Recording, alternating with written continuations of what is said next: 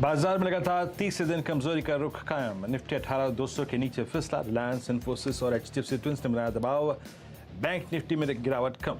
Mid caps flat. IT, real estate और metal शेयरों में सबसे ज्यादा बिकवाली।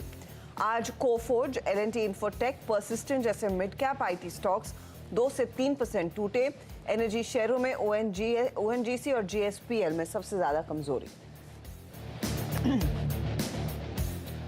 लेकिन सरकारी बैंकों का ड्रीम रन अभी भी कायम। Bank of America Merrill Lynch बोला फंडामेंटल्स में है दमदार, अभी और आ सकती है तेजी।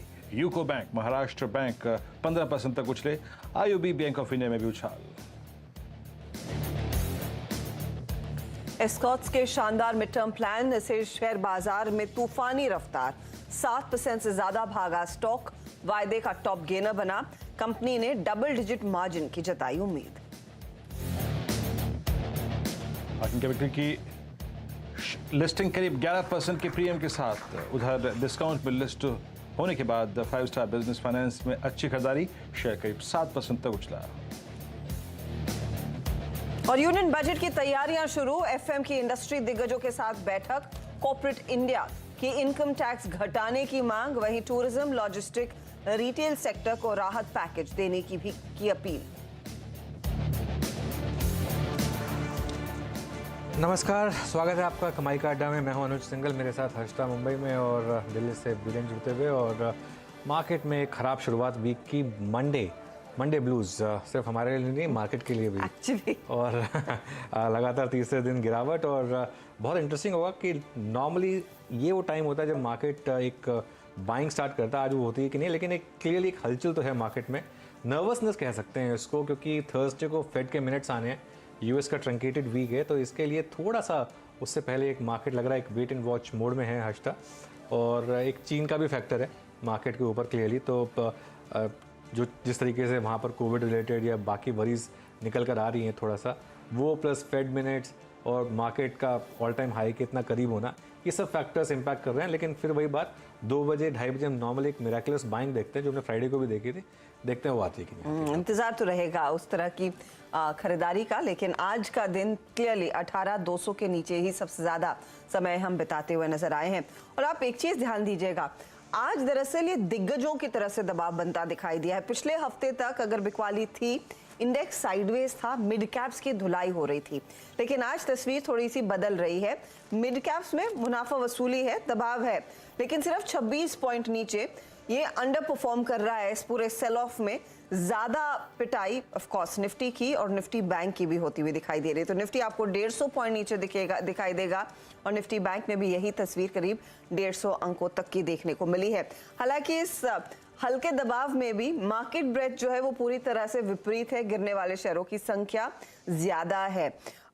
तो देखते हैं यहाँ से अब माहौल किस तरह का उभर कर आता है। लेकिन अनुज, ये 18,200 के नीचे मार्केट टूटेगा, वो राहुल शर्मा की भविष्यवाणी तो साफ स्क्रीन पर दिख गई है। लेकिन घूमने के लिए कोई लेवल उन्होंने वैसे बोला तो था या नहीं? 18,000 कहा था कि खरीदारी के लिए एक मौका बनेगा। नहीं हर्षिता, देखिए क्लियरली एक मार्केट में इस समय सपोर्ट लेवल्स तो हैं। और अगर हम कहते हैं कि बाय ऑन डिप्स, ये तो मार्केट इस तरीके से, ये मुझे लग रहा है कि रेजोल्यूशन मार्केट का अपसाइड पे ही होगा। एक मार्केट थोड़ा टाइम करेक्शन, एक थोड़ा सा प्राइस करेक्शन दिखा रहा है आपको, लेकिन कोई बहुत ज़्यादा लंबी चौड़ी गिरावट मुझे दिख नहीं रही है अभी यहाँ से। और जैसा आपने बोला, आज मिड कैप्स तो एक्चुअली काफ़ी रिलेटिवली स्ट्रॉन्ग ही रहे हैं। तो उस हालत में मुझे लग रहा है आज लेवल्स डिस्कस कर लेते हैं। सुबह मैंने डिस्कस किया था कि 18,150 नहीं टूटना चाहिए मार्केट का, और वो अभी भी ऑलमोस्ट बना हुआ है उसके लिए। मतलब ठीक है, 10-12 पॉइंट्स इधर उधर टूट गया, लेकिन लास्ट 1 घंटे के लिए अगर आप ट्रेड ले रहे हैं, अगर लास्ट 1 घंटे के लिए, तो सबसे पहला लेवल जो स्टॉप लॉस होगा वो होगा आपका 18,119। वो एक बहुत सिंपल एक आपके लिए अप्रोच होगी, जो कि एक सिंपल मार्केट की मूविंग एवरेजेस और ऑप्शंस बेस से क्लियरली निकल कर आ रही है। और 20 डे सिंपल मूविंग एवरेज जो निफ्टी का प्लेस्ड है वो है करीब 18,080। तो मेरे ख्याल से 18,080 से 18,119 एक जोन है जिसमें नॉर्मली आप अगर एक अच्छा सपोर्ट रखेंगे, स्टॉप लॉस रखेंगे, तो वो लास्ट की 1 घंटे की जो बाइंग है वो आ सकती है। अगर वो नहीं आई हर्षदा, तो 18,000, फिर 18,000 एक सैक्रोसैंक्ट नंबर है मार्केट के लिए। उसके नीचे मेरे ख्याल से मैं कहूँगा कि लेवरेज पोजीशन से बाहर हो जाइए और शायद एक शॉर्ट का भी देखिए, लेकिन वो हम तब डिस्कस करेंगे जब 18,000 आता है या नहीं आता है, अभी मुझे लग रहा है थोड़ा जल्दी होगा उसके बारे में बात करना। और मेरा कॉन्फिडेंस आता है बैंक निफ्टी से। देखिए आज भी बैंक निफ्टी ने 42,200 नहीं तोड़ा, इनफैक्ट 42,202 तक गया और वहाँ से आपको 150 पॉइंट की रैली दी, फिर नीचे आया, फिर उसने टेस्ट किया 42,200, फिर नहीं तोड़ा 42,200 और फिर ऊपर आया। ये 2 बार उसने ऐसा किया, तो ये दोनों मुझे कॉन्फिडेंस दिखा रहे हैं कि 42,200 बहुत स्ट्रांग है और अगर वो नहीं टूटा तो मार्केट ऊपर जाएगा, टूटा तो शायद 42 आ सकता है। एक बहुत इंटरेस्टिंग चीज़ हुई है हर्षदा आज मार्केट में कि 42,300 की स्ट्रैडल, मतलब पुट और कॉल 42,300 की बैंक निफ्टी की, दोनों में almost same open interest buildup है, ऑलमोस्ट सेम प्रीमियम है दोनों में। तो ये बैटल अब 42,300 की है, उनका कंबाइंड प्रीमियम करीब करीब 440 रुपये है। तो ये मेरे ख्याल से एक टिपिकल ऑप्शन राइटर का एक जोन है कि वो 42,300 का जो पुट राइटर और कॉल राइटर का दोनों आप राइट करेंगे तो आप सेफ हैं करीब करीब 42,700 तक ऊपर और 41,900 तक नीचे। तो मेरे ख्याल से वो एक ट्रेड एक स्मार्ट मनी ले रही है। अब वो कितनी सक्सेसफुल होती है कितनी सक्सेसफुल नहीं होती है, लेकिन मार्केट में अगर प्रोटेक्शन इस समय है तो बैंक निफ्टी की वजह से ही है। क्योंकि अगर बाकी के आप हेवीज देखें तो अब तक निफ्टी 18,000 ये जो 18,100 है इसको तोड़ चुका होता, हाँ। अगर बैंक निफ्टी में ये रिलेटिव स्ट्रेंथ नहीं होती तो। इनफैक्ट निफ्टी बैंक के कंट्रीब्यूटर्स और निफ्टी के कंट्रीब्यूटर्स भी अगर आप देखेंगे तो एक तरफ निफ्टी बैंक में ऐसे कई स्टॉक्स आपको दिखेंगे जो नीचे खींच रहे हैं इंडेक्स को, और उसमें HDFC बैंक की भूमिका ज्यादा है, वहां पर मुनाफा वसूली बढ़ती हुई दिखाई दे रही है। लेकिन दूसरी तरफ हम देख रहे हैं जो एक्सिस है, ICICI है, वो अपनी भूमिका निभा रहे हैं तेजी की तरफ। तो ये इनफैक्ट कंट्रीब्यूशन, और ऑफ कोर्स PSU बैंकों में तो एक्शन है ही। चलिए वीरू को जोड़ लेते हैं और वीरू आपको बताएंगे कि जब वो डेटा एनालाइज कर रहे हैं वो क्या पढ़ रहे हैं। अच्छा, बाय द वे इस बीच निफ्टी का जो मिड कैप इंडेक्स है वो सिर्फ 7 पॉइंट नीचे, तो वहां पर रिकवरी आना शुरू हो गई है। Veeru, afternoon. Good afternoon Harshada. Stock specific क्या अप्रोच है इस बाजार की, उसको थोड़ा समझने की कोशिश करते हैं। लेकिन सबसे पहले इस बाजार में जो बैंक निफ्टी का बेस बच गया 42,210, I mean thanks to Axis Bank and thanks to entire private PSU banking basket. Harshada, अगर मैं इस वक्त देखूं तो PSU बैंक्स में काफ़ी स्ट्रॉन्ग वो एडिशन है, जो भी पार्ट्स डेरिवेटिव्स के हैं उनमें काफ़ी अच्छा एडिशन है। अगर मैं बैंकिंग तक सीमित रहूं तो आज एक्सिस बैंक और PNB, ये 2 ऐसे स्टॉक रहे जिन्होंने अपनी तरफ काफ़ी स्ट्रॉन्ग OI खींचा और काफ़ी अच्छा खासा बिल्डअप हमने इस स्पेस में देखा है। तो बैंकिंग में याद रखिएगा PNB में OI शेड हुआ, यानी शॉर्ट्स काफ़ी कवर हुए जब स्टॉक अपनी ऑल टाइम हाई इस दौर की हाईएस्ट ट्रैजेक्टरी की तरफ बढ़ने लगा, और एक एक्सिस बैंक में 6% का OI buildup.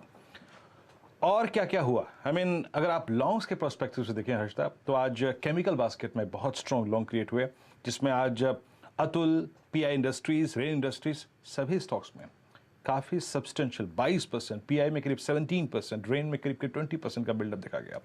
Strong variation chemical basket में था, और ये वही बास्केट थी जो कि लास्ट वीक और स्पेशली लास्ट वीक के लास्ट एज पे काफ़ी शॉर्ट विटनेस कर रही थी। पावर स्पेस में टोरेंट पावर लगभग 10% को OI बिल्डअप, टाटा पावर में लगभग 7.25% का, IEX में करीब 3.5% का। पावर स्पेस में काफ़ी बिल्डअप देखा गया और अच्छा खासा वेरिएशन था यहाँ पे। और इसके बाद अगर आप देखें जिस स्पेस में आज काफ़ी स्ट्रॉन्ग बिल्डअप था, उसमें शामिल था आपका पावर स्पेस के बाद द टेलीकॉम। भारतीय Airtel again closer to its all time high trajectory, लगभग 25.9%। इंडस टावर्स में अगर आप देखें 13.6%।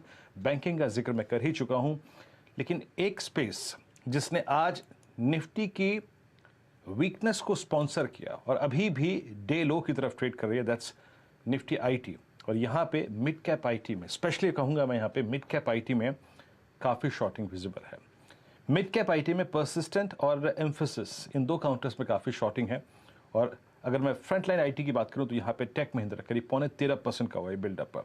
ये कुछ ऐसे स्टंक, और इनफैक्ट अगर आप सीमेंट को भी देखें तो यहाँ पे ग्रेसिम और ACC में आज काफ़ी स्ट्रॉन्ग बिल्डअप देखा गया। लेकिन ज़्यादातर अगर आप देखें शॉर्टिंग जो बहुत कन्विंसिंगली हो रही है अनुज, वो है इस वक्त IT।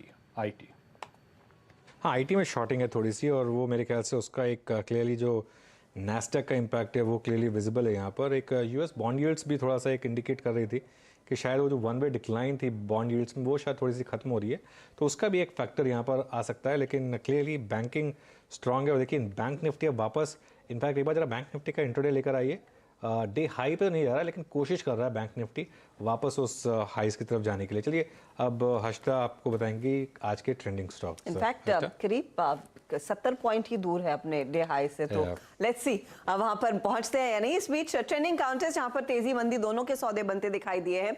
उस पर नजर डालिए। और इंटरेस्टिंग है, वीरू ने कुछ बहुत ही यूनिक काउंटर्स की बात की जहां पर क्लियरली ओपन इंटरेस्ट एडिशन से साफ संकेत मिल रहा है कि कहां तेजी की पोजीशंस कैरी हो रही हैं। और कैश मार्केट या फिर वायदे के कुछ आउट परफॉर्मर्स आपकी स्क्रीन पर। आज ऑयल मार्केटिंग कंपनियों में तेजी है क्योंकि कच्चा तेल आप देखिए जिस तरह से क्रैक्स देखने को मिले हैं, वहां 3% का उछाल बीपीसीएल में, एचपीसीएल में 2% ऊपर बीपीसीएल।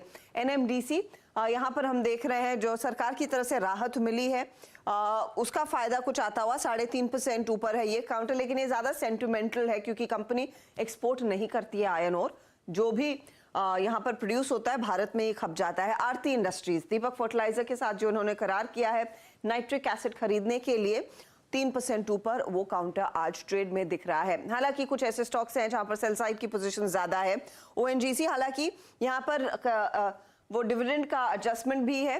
जेएसडब्ल्यू स्टील खबर अच्छी, राहत मिली, लेकिन स्टॉक आज थोड़ा सा साइडवेज है। पेट्रोनेट एलएनजी टीवीएस मोटर में हमने देखा है थोड़ा सा करेक्शन बनता हुआ। तो ये कुछ काउंटर्स हैं जो तेजी मंदी दोनों तरफ के आइडियाज आपके सामने पेश हुए हैं। लेकिन साथ ही आपके लिए एक पिक्चर पेश कर देते हैं कि अमेरिका में फ्यूचर्स की तरफ से क्या संकेत है। देखिए वहां पर अभी भी माहौल थोड़ी बहुत मुनाफा वसूली का ही दिखाई दे रहा है। पिछला सत्र, फ्राइडे का सत्र तेजी वाला था, लेकिन डाउ फ्यूचर्स लगभग 100 पॉइंट नीचे, नैस्डैक फ्यूचर्स 53 पॉइंट नीचे और एस&पी में भी करीब 18 पॉइंट तक की गिरावट है। तो उसको भी मार्केट वॉच कर रहा है। देखते हैं यहाँ पर किस तरह का हरकत उभर कर आती है। चलिए हमारे जानकारों को जोड़ना शुरू करते हैं और उनसे पूछेंगे फिर उनकी क्या रणनीति रहेगी। फंडामेंटल्स पर बात करेंगे शरद अवस्थी से। तकनीकी जानकार जो हमारे साथ आज कार्यक्रम में जुड़ रहे हैं राजेश सातपुते, शिल्पा राउत, विकास सालुंके, गौरव बिस्सा और मानस जायसवाल। 2:20 पर खासी नजर रहेगी पीएसयू बैंकिंग शेयरों पर। ब्रोकरेज रिपोर्ट्स क्या कह रही है, कहां पर ट्रेड कर रहे हैं काउंटर्स, दीपाली राणा हमारे साथ जुड़ेंगी उस सारे डेटा के साथ। फिर लेकर आएंगे हमारा खास सेगमेंट 4 का चौका, जहां पर शिल्पा बताएंगी सस्ता ऑप्शन, मानस देंगे एफएनओ का सुपरस्टार ट्रेड, चार्ट का चमत्कार गौरव बिस्सा से लेंगे और शरद आपको बताएंगे मिड कैप फंडा। 2:45 बजे लक्ष्मण रॉय इंडस्ट्री की उम्मीदों पर, बजट खास तौर से क्योंकि नजदीक आ रहा है, वो बैठकों का सिलसिला शुरू हो रहा है। तो इंडस्ट्री की क्या उम्मीद है, उनकी क्या बातचीत हुई आज वित्त मंत्री के साथ, उसका जायजा हम लेंगे। 2:50 पर मार्केट बिग वॉइस में हमारे साथ जुड़ने वाले हैं कर्मा कैपिटल के को सीआईओ ऋषभ सेठ। ऑफ कोर्स यतिन से जानेंगे कि डीलिंग रूम में क्या एक्शन देखने को मिला है। तो ये है पूरी तैयारी आज की। हमारे साथ हमारे जानकार जुड़ गए हैं और उनसे पूछना शुरू करते हैं कि क्या ट्रेड लिया जाए। मानस, आफ्टरनून, बताइए इस घंटे का ट्रेड क्या होगा? देखिए इस घंटे का ट्रेड टीवीएस मोटर्स रहेगा। मैंने मॉर्निंग में भी इसके बारे में बात की और अभी भी मेरे हिसाब से टीवीएस मोटर्स में एक अच्छी खासी गिरावट देखने को मिल सकती है। 50 डे मूविंग एवरेज के नीचे टीवीएस मोटर्स ट्रेड कर रहा है। पॉसिबिलिटी बनती है कि अब ये अपने 100 डे मूविंग एवरेज की तरफ जाने की कोशिश करेगा जो कि 1000 रुपए है। तो 50 रुपए का डाउनसाइड करंट लेवल से देखने को मिल सकता है, इसलिए यहाँ पर बिकवाली करने की सलाह रहेगी। 1066 का आपको स्टॉप लॉस रखना है और 1000 के टारगेट सेट करने हैं।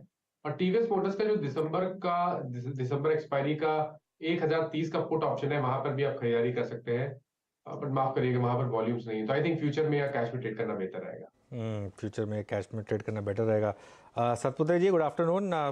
क्या क्या ट्रेड ले रहे हैं, लॉन्ग या शॉर्ट?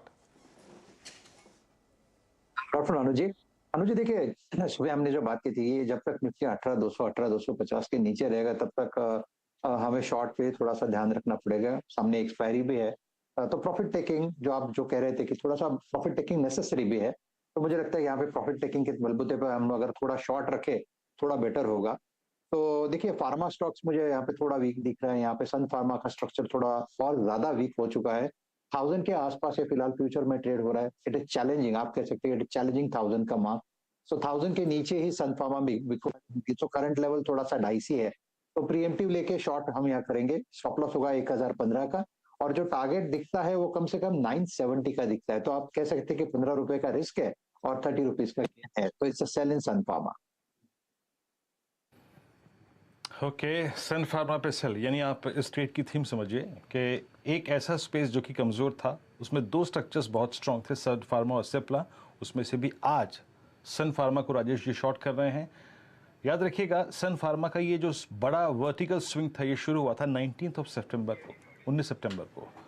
उसके बाद से लेके आज it's first time that Sun Pharma 20 DEMA के नीचे ट्रेड कर रहा है। तो उस वीकनेस को अगर आप देखें राजेश जी ने कैप्चर किया है और जो टारगेट दिया है राजेश जी ने वो एग्जैक्टली अगर आप देखें इसका 50 डे एक्सपोनेंशियल मूविंग एवरेज है। शिल्पा, गुड आफ्टरनून कार्यक्रम में स्वागत है आपका। शिल्पा जी, आपका कन्विक्शन कॉल क्या रहेगा इस वक्त? Good afternoon. मेरा अभी के लिए कन्विक्शन बाय रहेगा टाटा पावर पे। फ्यूचर्स ट्रेड कर रहा है 223, मेरा स्टॉप लॉस रहेगा 219 और टारगेट्स रहेंगे 228 एंड 231। टाटा पावर आपका आप देखें बाय रहेगा 221। याद रखिएगा ये स्पेस अभी आपने CNBC आवाज़ पे जो OI समरी देखी थी उसमें पावर स्पेस एक ऐसा स्पेस है जो कि अपनी तरफ काफ़ी लॉन्ग ओपन इंटरेस्ट खींच रहा है। वो एक बार प्लीज़ एक्टर साहब स्क्रीन पे ग्राफिक्स और रखिएगा। पावर स्पेस में याद रखिएगा टोरेंट पावर टाटा पावर में करीब 7.7% और IEX में लगभग 3.5% का बिल्डअप देखा गया है। अब चलते हैं शरद जी के पास। शरद जी नमस्कार, कार्यक्रम में स्वागत है। आपकी डे अप्रोच तो पूछेंगे लेकिन फॉर द टाइमिंग अगर किसी स्टॉक को आप चेस कर रहे हो, आज जो हाउस कॉल है क्लोजिंग में वो आपकी क्या है? क्या बाय अफ्रीका सेल करना चाहेंगे इस वक्त? हमें लगता है मैरिको इन वैल्यूएशंस पे एक काफी डिसेंट बेट है। ठीक ठाक करेक्शन स्टॉक में आ गई है, तिमाही के नतीजों से थोड़ा स्ट्रीट डिसअपॉइंटेड थी, बट अब जिन वैल्यूएशंस पे स्टॉक ट्रेड कर रहा है हमें लगता है ज्यादातर नेगेटिव्स को प्राइस इन करता है। रूरल ग्रोथ जैसे जैसे आने वाले समय में आती है हमें लगता है ग्रेजुअली रूरल ग्रोथ भी अगले 2 तिमाहियों में इम्प्रूव करनी चाहिए। प्लस जो रॉ मटेरियल का प्रेशर है वो भी ईज आउट होना चाहिए और 17-18% की ग्रोथ कंपनी को आसानी से मिलनी चाहिए। तो अगर 40 के फॉरवर्ड मल्टीपल पे भी ट्रेड करता है तो हमें लगता है 550 पौने 600 के लक्ष्य के लिए मैरिको एक डिसेंट बेट है लेवल्स पे। ओके, मैरिको अगर आप देखें आपको एक डिसेंट बेट नजर आ रही है। It's trading at 490। जरा प्लीज मैरिको का चार्ट लेके आइएगा स्क्रीन पे। क्या डिफरेंट करने की कोशिश कर रहा है 490 पे?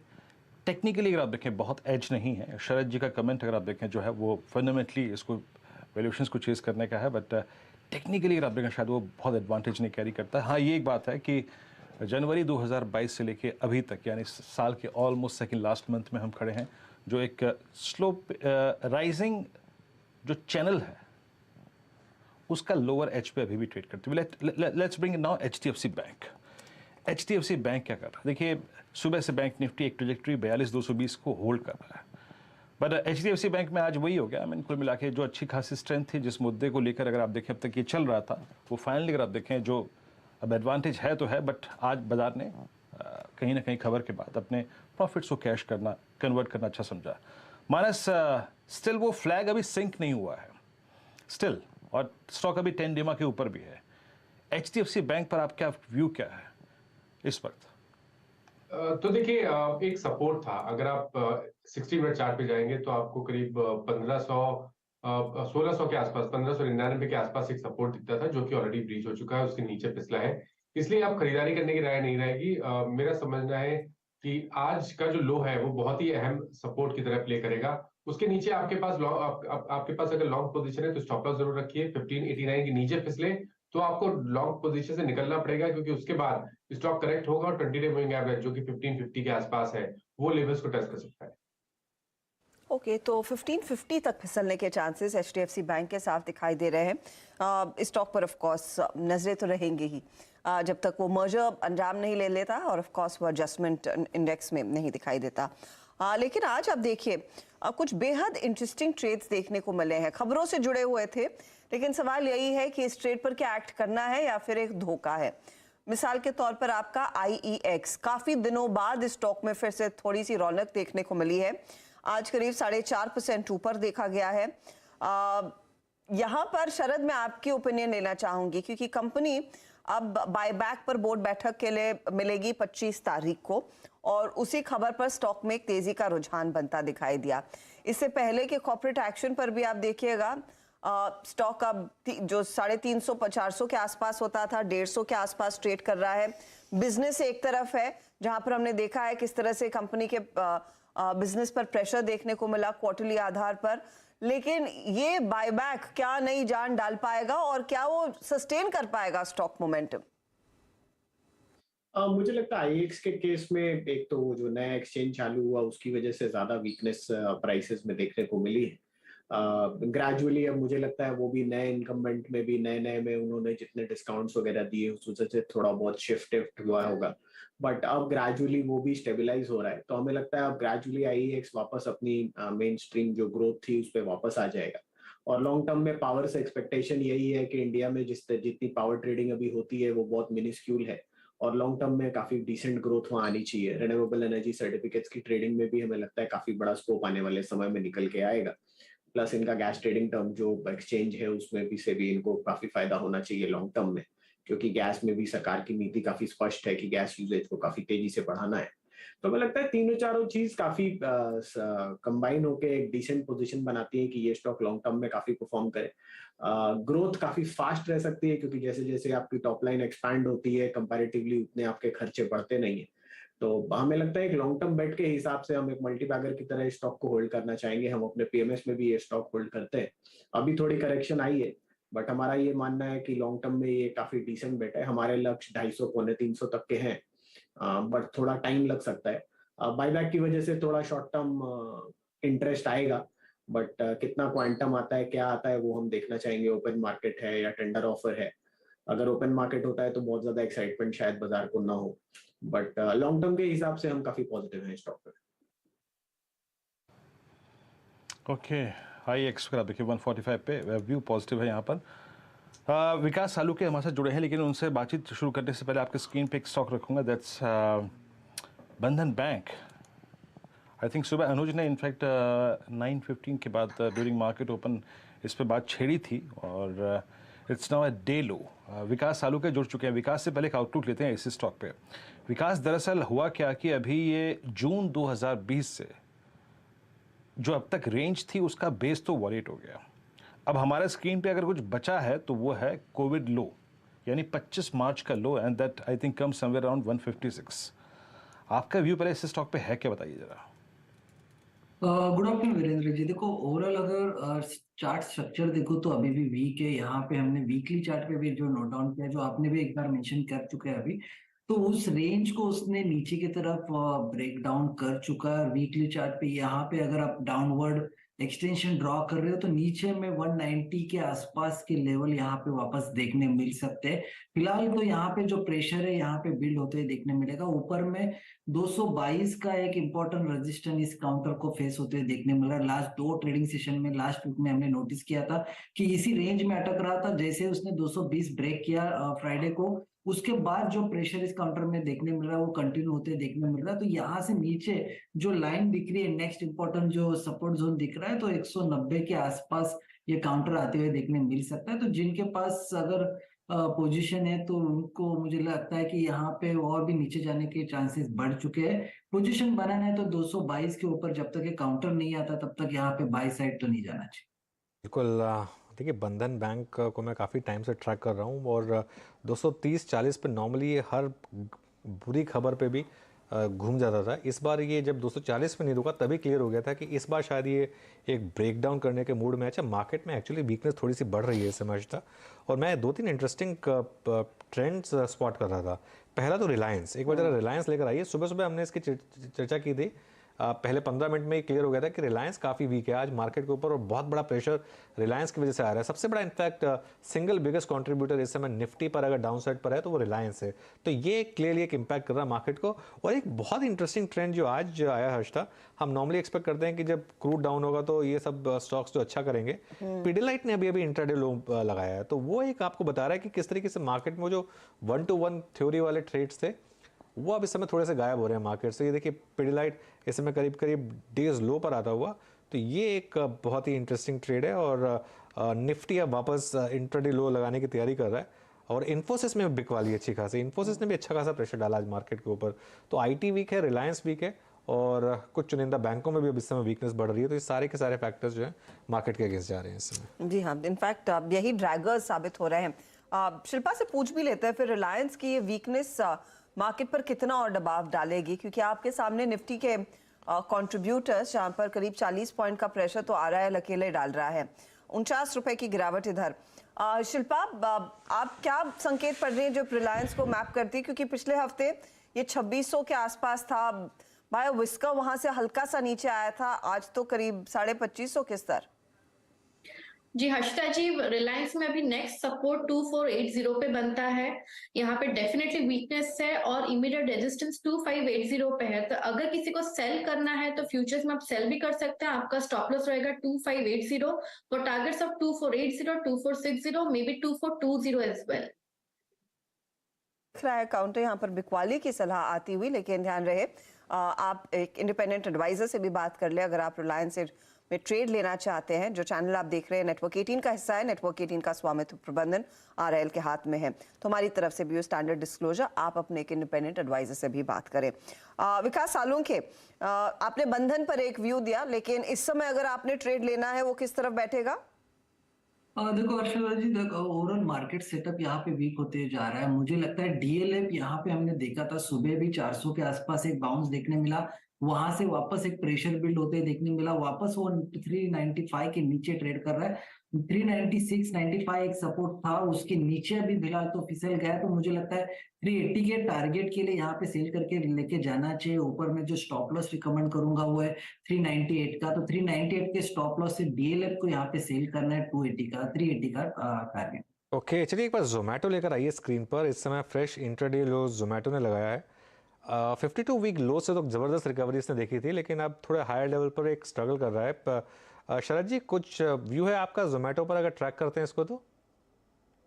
देखिए, मुझे लगता है ये वैसी स्टोरी है जिसमें आपको बहुत लॉन्ग टर्म रखना होगा। अगले 2-3 साल तक तो अभी तक प्रॉफिट की उम्मीदें हैं नहीं, अनलेस एंड अनटिल ये बिजनेस मॉडल को कुछ ट्वीक करके कुछ नया करते हैं। तो जब भी ऐसे स्टॉक्स में थोड़ी एक्साइटमेंट आती है, चाहे पेटीएम हो, चाहे ये हो, जोमेटो हो, तो एक बार ही सबको बहुत इंटरेस्ट आता है कि शायद ये रिवर्सल चालू हो गया है।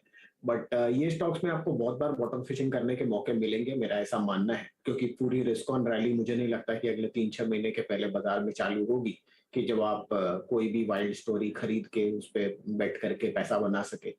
और लॉन्ग टर्म के हिसाब से मुझे लगता है कि अभी भी काफी टाइम बाकी है जोमेटो को प्रूव करने में कि वो कमाई के मॉडल पे कैसे आएंगे। पैट लेवल पे तो इम्प्रूवमेंट आने, मतलब पॉजिटिव पैट आने में भी काफी समय लगेगा। तो अगर आप कंजर्वेटिव इन्वेस्टर है तो मेरे हिसाब से अभी भी अवॉइड करके चलना चाहिए। हाँ, अगर आप लॉन्ग टर्म इन्वेस्टर हैं जो 5-10 साल रख सकते हैं और रिस्क भी ले सकते हैं, तब मेरे हिसाब से आप जोमेटो पे बेट कर सकते हैं। तो हो सकता है 3-4 साल बाद ग्रेजुअली आपको इम्प्रूवमेंट दिखने लगे। तो राजेश जी ने हाथ रेज किया था, तो शायद कोई कॉल है उनके पास। बताइए राजेश जी। अनुज जी, देखिए यहाँ पे एक सीरियस ब्रेकडाउन यानी फ्लैग ब्रेकडाउन हम टेक्निकल में जो कहते हैं वो प्रोमिनेंटली दिख रहा है जुबिलेंट फूड में। जुबिलेंट फूड का स्ट्रक्चर यहाँ पे देखिए फ्लैग फॉर्मेशन के हिसाब से अगर आप देखें तो 500 का कम से कम बेयर मिनिमम टारगेट आता है, इसलिए मैंने हाथ रेज किया कि टारगेट बड़े मिल रहे हैं। तो 540 पे जुबिलेंट फूड को आपको सेल करना है। आपका स्टॉप लॉस जो है वो रहेगा 552 का, यानी 12 रुपए का स्टॉप लॉस रखना है और सामने 40 रुपए का रिवॉर्ड आ रहा है। तो Jubilant Food is a sell. Okay, Jubilant Food आपके पास एक सेल है और इसकी कमज़ोरी और भी खलती है जब आप देखते हैं कि वेस्ट लाइफ जो है वो अभी भी अपने, अगर आप देखें, करियर की हाईएस्ट ट्रजेक्टरी में ट्रेड कर रहा है। लेकिन एक और चीज़ जिसे कहते हैं कि एक सेक्टर में जहाँ पे अच्छा खासा मूव था, लॉन्ग वेरिएशन था, उसमें एसआरएफ की ये वीकनेस काफ़ी खल रही है। और एसआरएफ के इस ट्रेडिंग बिहेवियर से थोड़ा डर इसलिए लग रहा है क्योंकि अमूमन होता क्या है कि एसआरएफ, मुझे याद है, आई मीन CY 18 से लेके मानस अब तक बहुत कम इंस्टेंसेस थे जब 200 डेमा के नीचे टिका हो, और 200 डेमा के नीचे हमेशा एक वी शेप रिकवरी देता है जब भी जाता है। और लास्ट इंस्टेंस में 5 जुलाई को भी यही हुआ था। माने इस बार थोड़ा डिफरेंट है, इस बार की कैंडल्स और इस बार का बिहेवियर और एक इन्वर्टेड फ्लैग का ब्रेकडाउन, इसके टारगेट्स इसे कहाँ ले जा रहे हैं मानस? और कोई पुट ऑप्शन अगर आपके जहन में आती हो तो बताइए प्लीज़। तो देखिए, अगर हम स्ट्रक्चर को समझे तो सबसे बेसिक स्ट्रक्चर है कि लोअर टॉप लोअर बॉटम बन रहे हैं, 200 डे मूविंग एवरेज के नीचे फिसला है। अभी कुछ हफ्ते पहले अगर आपको ध्यान हो तो एक हेड एंड शोल्डर पैटर्न का ब्रेकडाउन देखने को मिला था। मेरे ख्याल से वो स्तर 2475 के आसपास था। और जितने भी केमिकल स्टॉक्स हैं वहां पर लगातार वीकनेस बनी हुई है। तो कुल मिला के आई थिंक ये वीकनेस अभी और बढ़ेगी। शायद हमें 2050 तक के स्तर एसआरएफ में देखने को मिल सकते हैं। तो बिल्कुल बिकवाली करने के मौके अभी भी लगते हैं। अभी भी मैं समझता हूँ कि आप बिकवाली कर सकते हैं। स्टॉप अगर बिल्कुल छोटी अवधि का ट्रेड लेना होगा तो 2280 के स्टॉप लॉस से यहाँ पर आप बिकवाली करिए। 2175 तक के स्तर देखने को मिल सकते हैं। और अब जो ट्रेड लेना होगा ऑप्शन में वो दिसंबर मंथ का ही होगा। तो 2200 का पुट ऑप्शन ले सकते हैं, जिसके प्राइस 58 रुपीज के आसपास चल रहे हैं। वहां पर आप खरीदारी करिए। स्टॉप लॉस आपको 44 रुपीज के नीचे लगाना है और आपके टारगेट करीब 85 से 90 रुपए की रेंज में रहेंगे। ट्रेड और जुड़ता हुआ SRF 2175 के लिए आप शॉर्ट करें या फिर दिसंबर सीरीज में आप 2200 का पुट लेकर चले और 85 का टारगेट रहेगा। यहाँ 58 के लेवल्स है आपकी स्क्रीन पर। मार्केट में प्रेशर है अनडाउटेडली। 18143 के आसपास निफ्टी ट्रेड करता हुआ। निफ्टी बैंक भी 42272 के लेवल्स पर है। लेकिन इस मंदी के बीच थोड़ा सा गियर शिफ्ट करते हैं और कुछ ऐसे स्टॉक्स की बात करते हैं जहां पर सपोर्ट है, जहां पर थोड़ा कॉन्फिडेंस देखने को मिल रहा है। PSU बैंक इंडेक्स आपकी स्क्रीन पर आ चुका है 1% ऊपर, लेकिन पिछले 6 महीनों में ध्यान रखिएगा PSU बैंक्स ने बहुत तगड़े रिटर्न्स कमा कर दिए। करीब 60% तक का इजाफा देखने को मिला है। इस तेजी के पीछे क्या कारण है, किस तरह का आगे प्रदर्शन देखने को मिलेगा? दीपाली राणा ने इनफैक्ट कई सारे रिपोर्ट्स पढ़ी हैं और ये आपके सामने पेश कर रही है वो पूरा लेखा जोखा कि what's really working in favour of PSU banks. Deepali, यही एक सेक्टर है जहां पर थोड़ा सा एक्शन पॉजिटिविटी देखने को मिल रही है। बताइए क्या वजह रही है इस तेजी के पीछे? बिल्कुल हर्षदा, और ज्यादातर स्टॉक 52 वीक हाईस पर ही ट्रेड हो रहे हैं और आपने रिटर्न का तो जिक्र किया ही। 6 महीने में ऑलमोस्ट 60% के returns Nifty PSU bank index की ओर से आए हैं। अगर अब तक के ट्रिगर्स की बात करें तो पिछले 2 क्वार्टर के अर्निंग्स बहुत ही इंपॉर्टेंट रहे हैं इस पॉकेट के लिए, और उन अर्निंग्स के ही जो की टेक अवेज हैं उसके बेसिस पे ये रन अप आते हुए दिखाई दिया है। हमने क्रेडिट ग्रोथ में इंप्रूवमेंट आते हुए देखी है, एसेट क्वालिटी में सुधार हुआ है, वैल्यूएशन लोअर साइड्स पर रही है। लेकिन आगे के ट्रिगर्स अब ज्यादा इंपॉर्टेंट है कि जो ये रैली दिखी है ये आगे कितनी एक्सटेंड होगी या आगे के लिए क्या ट्रिगर्स हैं। पहले एक आंकड़ा बताना चाहेंगे, अगर आप सितंबर क्वार्टर के म्यूचुअल फंड होल्डिंग के नंबर्स देखेंगे तो वो काफी इंटरेस्टिंग है। वर्सेस जून क्वार्टर, सितंबर क्वार्टर में म्यूचुअल फंड हाउसेज ने 6 to 30% के रेशियो में सरकारी बैंकों को खरीदा है, और जो इसमें प्रोमिनेंट नाम है उसमें Canara bank, Punjab national bank, union bank और इंडियन बैंक जैसे स्टॉक्स हैं। अब आगे के लिए क्या ट्रिगर्स होंगे, इस पर एक बड़ी इंटरेस्टिंग रिपोर्ट आई है bank of America Merrill lynch की। 2-3 बातें बहुत इंपॉर्टेंट उन्होंने कही हैं जिसके बेसिस वो मान के चल रहे हैं कि ये फर्दर जो रैली है वो एक्सटेंड हो सकती है। सबसे पहली चीज तो ये कि जो करंट एनवायरनमेंट है टाइट लिक्विडिटी की, ये बेनिफिशियल है पब्लिक सेक्टर बैंक्स के लिए। उनका मानना है कि FY24 में तक स्पेशली जो रिटर्न ऑन इक्विटी है उसमें इंप्रूवमेंट देखने को मिलेगा और उसमें फर्दर टेलविंड्स भी हैं। वो मान के चल रहे हैं कि FY24 तक net interest margins, credit cost और ऑपरेटिंग लीवरेज, इन सभी फ्रंट में पब्लिक सेक्टर बैंक में सुधार होते हुए दिखाई देगा। और अंदाजा ये है कि FY24 में जो रिटर्न एंड इक्विटी है वो 14 से 15% के रेंज में रह सकती है। वैल्यूएशन डिस्काउंट में अभी भी मीनिंगफुल रूम है नैरो होने के लिए, जो कि फर्दर दिखाई देगा। 2-3 चीजें और, उनका कहना यही है कि ऑपरेशनल परफॉर्मेंस हो या स्टॉक परफॉर्मेंस हो, इन दोनों ही फ्रंट पर फर्दर भी टर्न अराउंड देखने को मिलेगा। दूसरा ये कि स्टेट बैंक ऑफ इंडिया के अलावा एक बैंक जो टर्न अराउंड स्टोरी को लीड करेगा वो बैंक ऑफ बड़ौदा हो सकता है, और SBI के साथ साथ BOB और कुछ छोटे बैंकों पर भी वो काफी पॉजिटिव हैं। तो ये फैक्टर्स ज्यादातर ब्रोकर हाउसेस के रिपोर्ट्स में सामने आते हुए दिखे हैं, जो मान के चल रहे हैं कि फर्दर भी अपसाइड इन स्टॉक्स में देखने को मिल सकता है। कुछ और upside in fact bank of America Merrill lynch के रिपोर्ट में साफ आता हुआ दिखाई दिया है कि कुछ और अपसाइड यहां से देखा जा सकता है। वैल्यूएशन डिस्काउंट में आने वाले दिनों में कमी देखने को मिल सकती है, लेकिन इस समय कहां पर ज्यादा सेफ्टी है? अब देखिएगा कैनरा, PNB ये यूजुअल सस्पेक्ट्स रहे हैं और SBI ऑफ कोर्स एक आउट परफॉर्मर था, लेकिन अब जो फोकस शिफ्ट हुआ है ये डबल डिजिट स्टॉक्स में शिफ्ट हुआ है। आप देखिए एक लार्ज वैरायटी है, 18 रुपए से आपको 45 रुपए या 76 रुपए तक वो स्टॉक्स मिलेंगे। अनुज, यहीं पे लोग एक्चुअली गलती कर देते हैं आजता। मैं एक सिंपल एक्सरसाइज बताता हूँ लोगों को। एक बार चार्ट चेक करिए PNB का, कैनरा बैंक का, यूनियन बैंक का और IOB का। IOB का चार्ट चेक करिए। IOB का प्राइस 2003 का देखिए और आज का प्राइस देखिए IOB का। PNB का 2003 का प्राइस देखिए और आज का प्राइस देखिए PNB का। सिर्फ 2 स्टॉक्स को अगर आप छोड़ दें, स्टेट बैंक ऑफ इंडिया और बैंक ऑफ बड़ौदा, ये 2 हैं जो अलग कैटेगरी में रहे हैं। इसके अलावा कोई भी स्टॉक PSU बैंक लॉट में कभी भी कोर पोर्टफोलियो स्टॉक नहीं रहा है। अगर आपने इन स्टॉक्स को कोर पोर्टफोलियो में ऐड किया है तो आपकी ज़बरदस्त पिटाई हुई है। इनफैक्ट SBI, जैसे मैं कहा, SBI और BOB सिर्फ एक ऐसे स्टॉक थे जो उन लेवल से हाई चल रहे होंगे। तो ये स्टॉक्स जो हैं इनको आपको क्लियरली बाय करना होता है जब सब कुछ इनके अगेंस्ट होता है और प्राइस टू बुक 0.1 0.2 आ जाता है। जब भी लगता है कि इतने सारे NPAs बढ़ गए हैं, सब कुछ हो गया, क्योंकि इनमें स्टोरी सेम होती है। उसके बाद क्लीन अप होता है, सरकार फ्रेश पैसा देती है इनको, रिकैपिटलाइज करती है, उसके बाद ये वही पैसा फिर और लोगों को देते हैं, और फिर नए एनपीएस निकल के आते हैं। तो ये एक मुझे मार्क मोबियस ने एक बार जब मैंने उनसे चर्चा की तो उन्होंने कहा था, जब उन्होंने पीएसयू बैंकों पे बड़ी बेट ली थी जब वो रिकैपिटलाइज हुए थे, मैं कहा कि आपको क्या भरोसा है कि ये वही गलती दोबारा नहीं करेंगे? उन्होंने कहा नहीं, मुझे भरोसा है कि ये लोग वो गलती दोबारा करेंगे, लेकिन जब तक वो गलती करेंगे और जब तक वो सामने आएगा उतने बीच में स्टॉक 3 या 4 गुना हो जाएंगे। तो एग्जैक्टली वही हो रहा है इस समय। तो अब हम एक मुझे लग रहा है कि एक मिडवे या 2/3 पार्ट ऑलरेडी हो चुका है पीएसयू बैंकों की रैली का। यहाँ से अभी थोड़ा सा मुझे लग रहा है केयरफुल होने की जरूरत है, क्योंकि ऑलमोस्ट हर कोई पीएसयू बैंक रेकमेंड कर रहा है। इनफैक्ट अनुज, मैं एक रिपोर्ट ये भी पढ़ रही थी कि ये जो हम नंबर्स जब देखते हैं तो पिछले कुछ क्वार्टर्स में एनपीए साइजेबली बेहतर होते हुए दिखाई दिए हैं, लेकिन उसके पीछे ये भी वजह है कि पिछले 5 सालों में राइट ऑफ्स बड़े पैमाने पर होते हुए दिखाई दे, नियरली 10 लाख करोड़ के राइट ऑफ्स बैंकों ने किए हैं। तो वो दरअसल एनपीए को कुछ एसेट क्वालिटी को बेहतर दिखाता है। देखिए, एसेट क्वालिटी डेफिनेटली बेटर तो हुई है, और असल में इशू क्या है, अभी लोग अज्यूम कर लेते हैं कि अच्छा नेक्स्ट बड़ा क्या आ सकता है, कुछ नहीं आ सकता।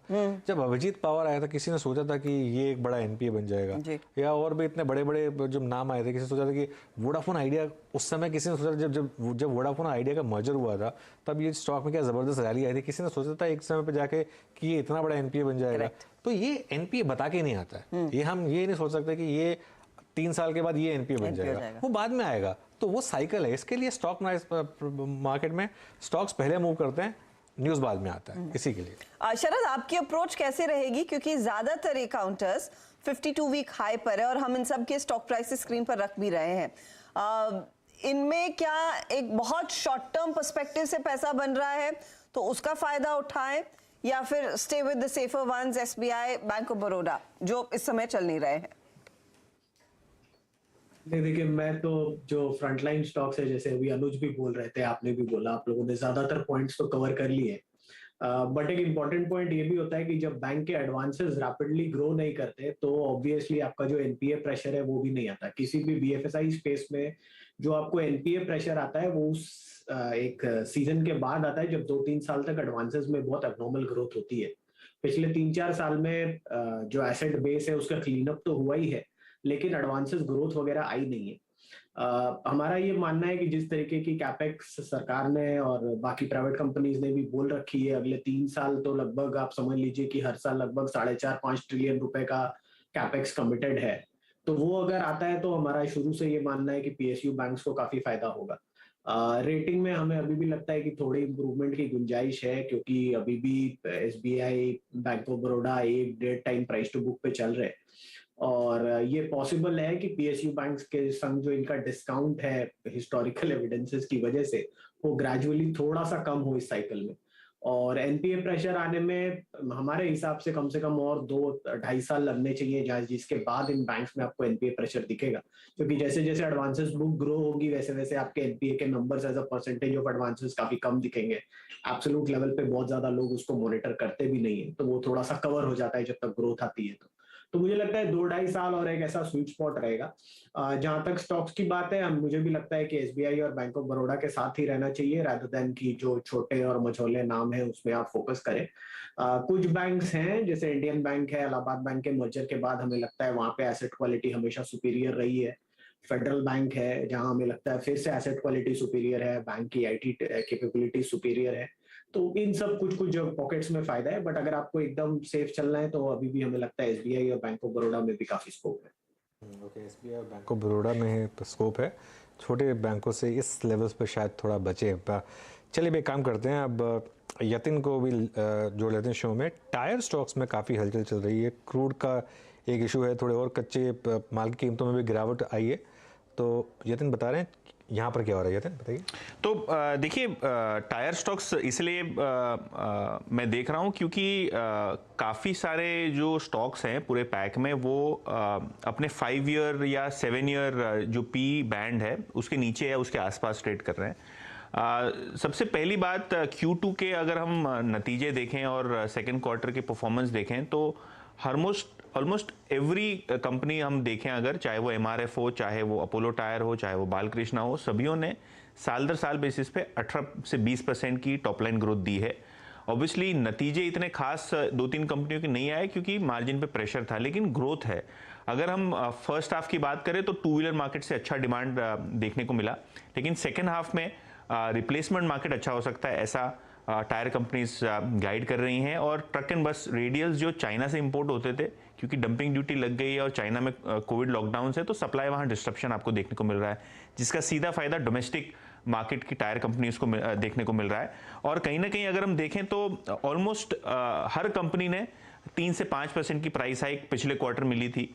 और अब जो टेलविंड है वो ये है कि कमोडिटी के दाम गिर रहे हैं, खास करके जो रबर केमिकल्स होते हैं, रबर एज सच लगभग लास्ट क्वार्टर के पीक से 20% नीचे है, तो कहीं ना कहीं रॉ मटेरियल्स पे राहत मिल रही है। ऑब्वियसली एक रिस्क क्रूड होता है, क्योंकि क्रूड में काफ़ी सारी वॉलिटिलिटी आपको कच्चे तेल की कीमतों में दिखाई दे रहा है, और क्रूड के प्रोडक्ट्स काफ़ी टायर कंपनीज में यूज होते हैं, तो कहीं ना कहीं वो एक रिस्क रहेगा। लेकिन क्लियरली अगर हम सेकंड क्वार्टर की बात करें तो बहुत ज़बरदस्त ग्रोथ रहा है टॉप लाइन पे।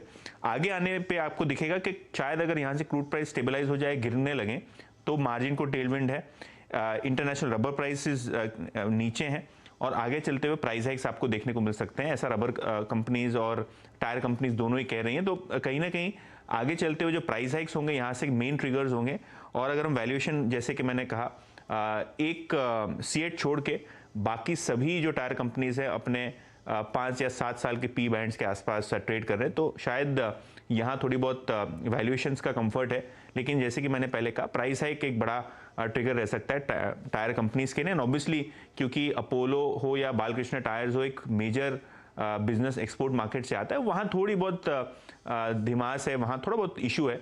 लेकिन जहाँ तक कि डोमेस्टिक मार्केट का सवाल है, चाहे वो 2 व्हीलर स्पेस हो, 4 व्हीलर हो या ट्रक बस रेडियल्स हो, सभी जगह से अच्छा वॉल्यूम ग्रोथ और अच्छा रेवेन्यू रियलाइजेशन देखने को मिल रहा है।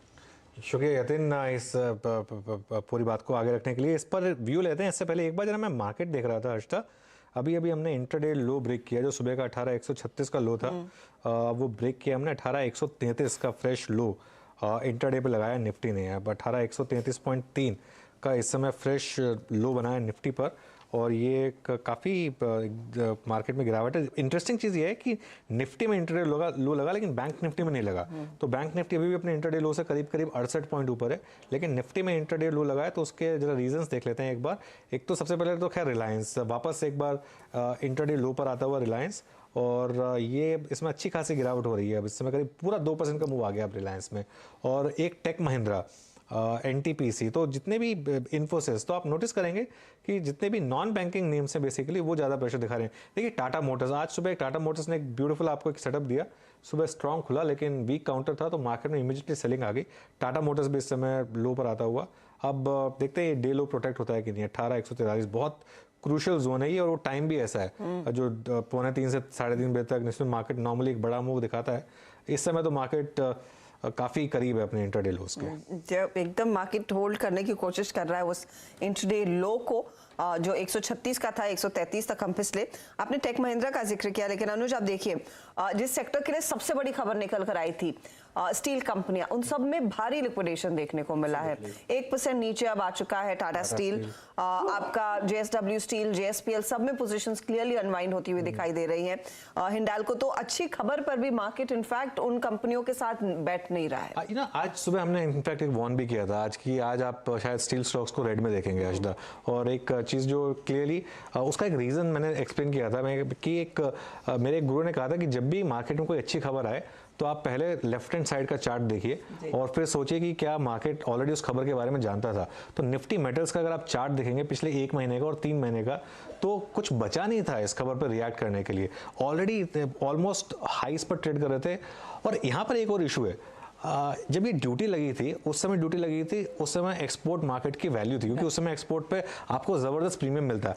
आज की डेट में अगर आप आज की डेट में कोई एक्सपोर्ट करेगा ही नहीं, क्योंकि आपको डोमेस्टिक मार्केट में ज्यादा प्राइस मिल रहा है। तो इस खबर पे चलने का मतलब नहीं था। हाँ, स्टॉक्स चल सकते हैं अगर मेटल साइकिल वापस, और अगर ये मेटल साइकिल इंटैक्ट होती है, खबर आज की और 2-3 दिन की गिरावट के बाद फिर चलेंगे। लेकिन इशू है चाइना का। चाइना में अगर स्लो डाउन है, उसकी वजह से क्रूड नीचे आ रहा है, तो उसकी वजह से मेटल्स भी नीचे आएंगे। तो ये आज की खबर तो प्योर, और मार्केट में कुछ कॉन्सेप्ट होते हैं जो हमेशा एज ओल्ड से ट्रू रहे हैं, उनमें सबसे बड़ा है buy on rumour and sell on news. आज जो है buy on rumour sell on news सही में वो साबित होता हुआ दिखाई दिया है।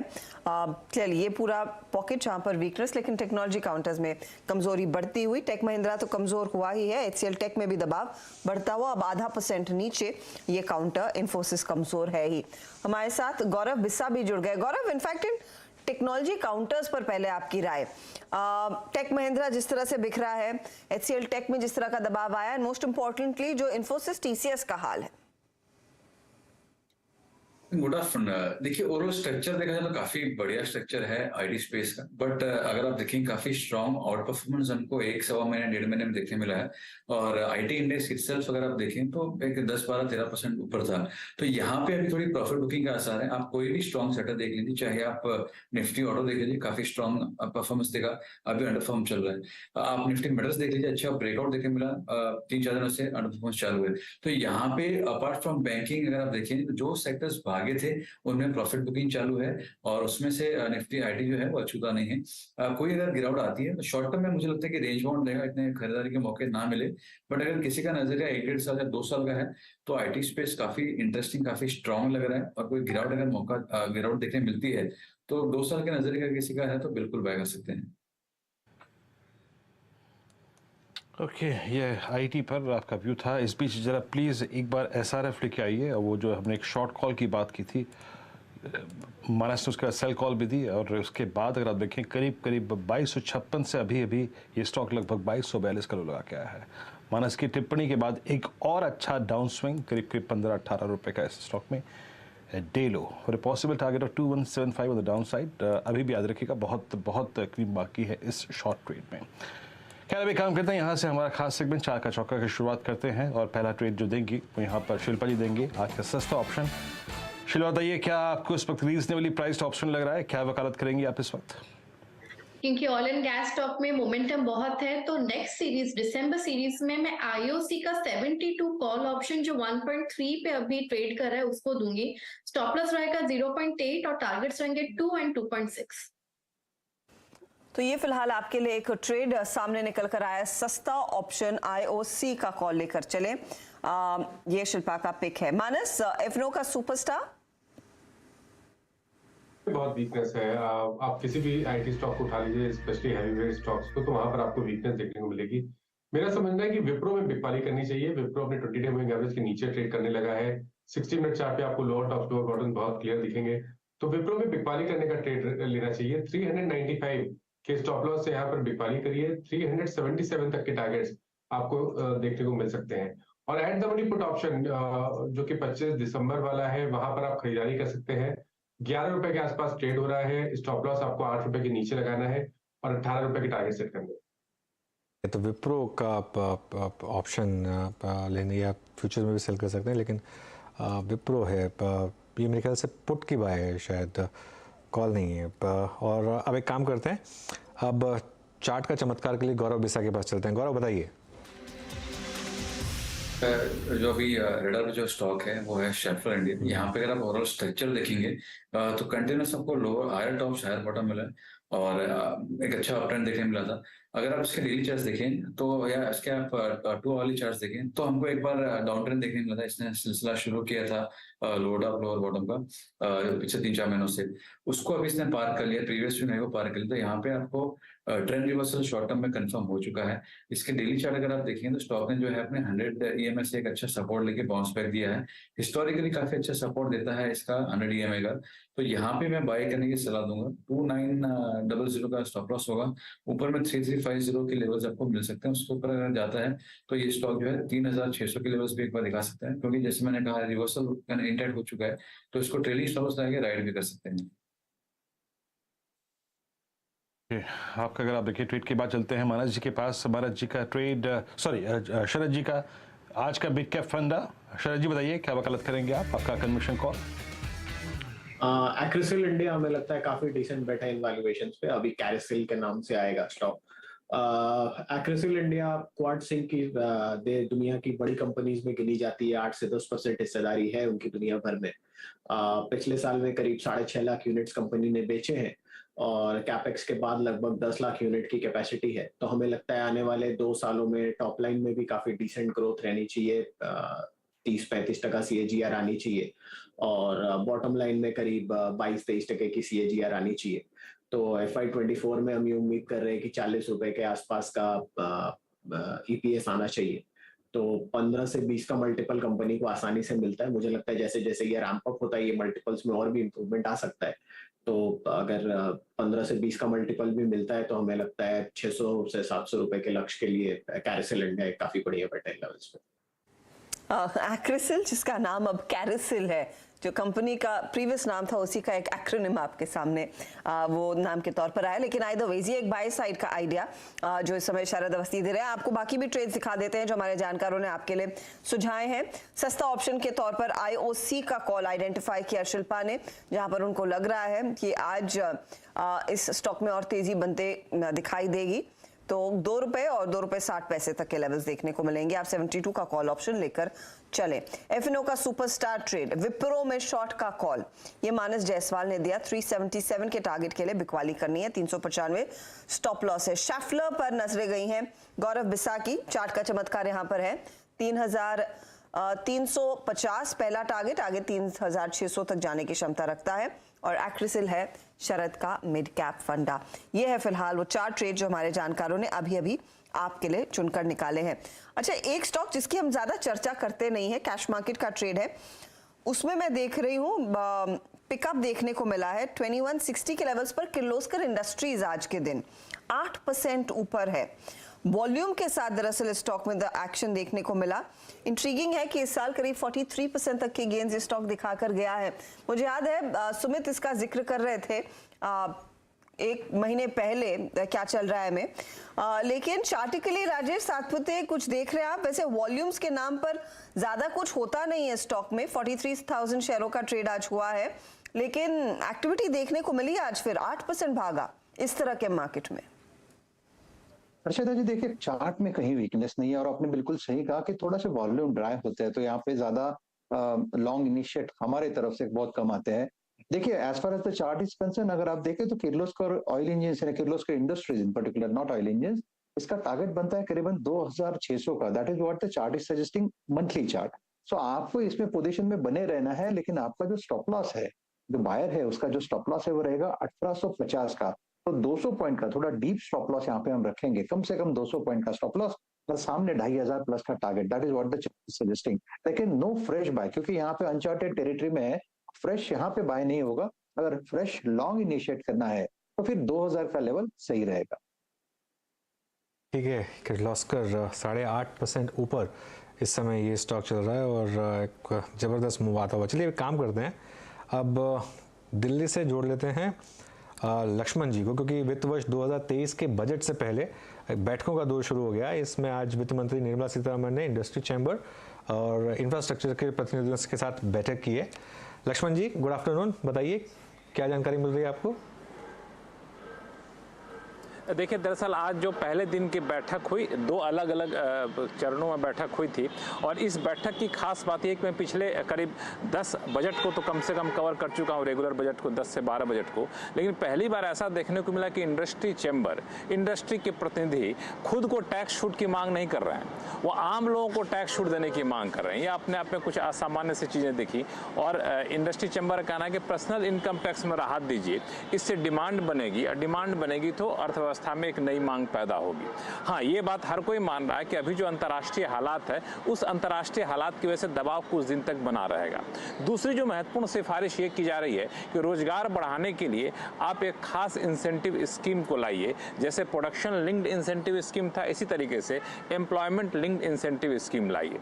तीसरी चीज कि प्राइवेटाइजेशन को बढ़ावा दीजिए, सरकारी कंपनियों को निजीकरण की प्रक्रिया थोड़ी धीमी ऐसा लग रहा है उनकी बातचीत से, वो चाहते हैं और तेज की जाए।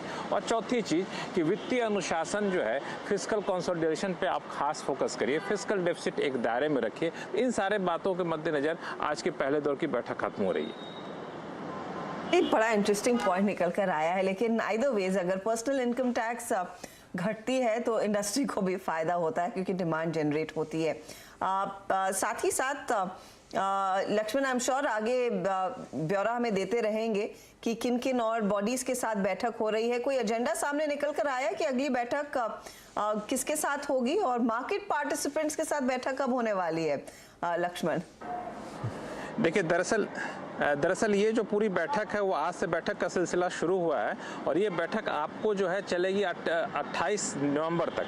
28 नवंबर तक जो बैठक है उसमें बता दूं कि कल जो बैठक होगी इसमें एग्रीकल्चर एग्रो प्रोसेसिंग इंडस्ट्री के साथ होगा। चूंकि आपने कहा कैपिटल मार्केट, तो बता दूं कि आपके सेक्टर को प्राथमिकता दी जा रही है और कल ही ये बैठक होने वाली है। 3 बजे से लेकर के 4:15 बजे तक बैठक होगी। उसमें फाइनेंशियल सेक्टर और कैपिटल मार्केट के जो पार्टिसिपेंट हैं उनकी बातों को वित्त मंत्री निर्मला सीतारमण सुनेंगी और वहां पर सारे अधिकारी भी होंगे। उसके बाद आपको 24 तारीख को सर्विस और ट्रेड सेक्टर के लिए होगा और 24 तारीख को इस सोशल सेक्टर के लिए, इसमें हेल्थ, एजुकेशन, वाटर, सैनिटेशन चीजें होती है, इनसे जुड़े हुए लोगों के साथ बैठकों का सिलसिला होगा। और फिर अंतिम बैठक होगी 28 तारीख को। पहली पाली में जो ट्रेड यूनियन है उनके साथ बैठक होगी और आखिर में ले दे करके यहाँ पे अर्थव्यवस्था के जो विशेषज्ञ इकोनॉमिस्ट हैं उनके साथ बैठक होगी। ये भी बैठक काफी महत्वपूर्ण साबित होने वाली है। कैपिटल मार्केट, लक्ष्मण जी शुक्रिया। कैपिटल मार्केट्स के जो लोग होते हैं वो टैक्सेशन के मामले में संत होते हैं हर्षदा जी। उनको बस ये है कि आप बढ़ाइए मत, कम नहीं करेंगे चलेगा और बढ़ना नहीं चाहिए, बस उनका मेन ये है। और देखिए, जहाँ तक बात है कि आम आदमी को टैक्स में छूट मिले, आई थिंक उसकी जरूरत है, क्योंकि इंडस्ट्री को तो मिल चुका है। इंडस्ट्री को तो वो जो एक बार वो कॉर्पोरेट टैक्स कट आया था वो बहुत बड़ा था, उसके बाद उसके मुझे लगता है कि उससे ज़्यादा उनको कट की कोई ज़रूरत है। लेकिन हाँ, थोड़ा सा आम आदमी की जेब में थोड़ा पैसा जाए, इसकी ज़रूरत है। और खासतौर से अच्छा, इस गवर्नमेंट में मैंने एक चीज़ नोटिस की है कि उनका एक क्लियरली एक व्यू रहा है कि जो एक सबसे टॉप पे हैं उन पर टैक्स थोड़ा सा बढ़ा दिया जाए और जो नीचे हैं उस लेयर को थोड़ा और थोड़ा सा उनको राहत मिले। तो ये मुझे लग रहा है कि शायद इसी तरीके से आगे चलता रहेगा। ये इस सरकार का फुल आखिरी वाला बजट होगा, अगला बजट जो होगा वो इंटरिम बजट आएगा। बिल्कुल, तो मौका तो यही है कुछ करने का, मौका तो यही कुछ करने का है। और देखते हैं, मतलब मेरे ख्याल से ये कारण है कि जिसकी वजह से एक मार्केट में नॉर्मली आप एक प्री बजट रैली भी एक्सपेक्ट करते हैं और वो इलेक्शंस भी खत्म हो चुके होंगे तब तक वो सब भी आपके ऊपर से वो भी हट जाएंगी, पाबंदियां भी हट जाएंगी। तो काफी इंटरेस्टिंग है। और हमको देखिए, मीडिया में तो हमको थोड़ा बजट को बड़ा भी दिखाना होता है थोड़ा सा। हमारे लिए कैलेंडर का सबसे बड़ा इवेंट बजट होता है, तो ऑब्वियसली हम थोड़ा सा उसको बढ़ा चढ़ा, हमारे लिए बेटी की शादी जैसा दिन होता है, उतनी तैयारी हो जाती है। अच्छा शरद, अज्यूमिंग ये डिमांड बढ़ाने के लिए अगर सरकार इंडस्ट्री की तरफ मांग तो आ रही है, क्या एक कंजम्पशन स्पेस में आप किसी तरह की रैली एंटिसिपेट करेंगे? कुछ पोजीशंस उस लिहाज से अभी से बिल्ड करना शुरू करें या नहीं? चालू कर सकते हैं। मुझे लगता है कंजम्पशन स्पेस में ग्रेजुअली, जैसे सुबह थोड़ी देर पहले मैंने मैरी को रिकमेंड किया, तो कुछ पॉकेट्स में आपको वैल्यूएशन अब उतनी एक्सपेंसिव नहीं है कि आप 3 साल फॉरवर्ड पे 60-70 टाइम मिल रहे हैं और जो नंबर्स की हम एक्सपेक्टेशन रख रहे हैं वो भी काफी सबड्यूड है। तो हाई प्रोबेबिलिटी है कि अगर इस टाइप के इनकम टैक्स कट्स वगैरह आते हैं, हालांकि हमारे देश में बहुत कम लोग इनकम टैक्स देते हैं, तो उस तबके से कितना फर्क पड़ेगा कंजम्पशन में वो एक अलग चीज है। बट मुझे लगता है कि हाँ, एक हाई प्रोबेबिलिटी है कि मिडिल क्लास को थोड़े बहुत सॉप्स वगैरह मिलने चाहिए। और अगर आप किसी भी उन्नत देश की तरफ भी देखें, अमेरिका में भी जब ये बड़ी इंप्रूवमेंट आई थी उस टाइम पे ये वेजेस की इंप्रूवमेंट आई थी लोअर स्टार्टा ऑफ द इकोनॉमी में, जिसकी वजह से वो एक नेक्स्ट लेवल ऑफ ग्रोथ में गए। तो कहीं ना कहीं अपनी सरकार भी ये चीज सोच रही होगी, तो ग्रेजुअली मुझे लगता है एक पॉजिटिव रहना चाहिए।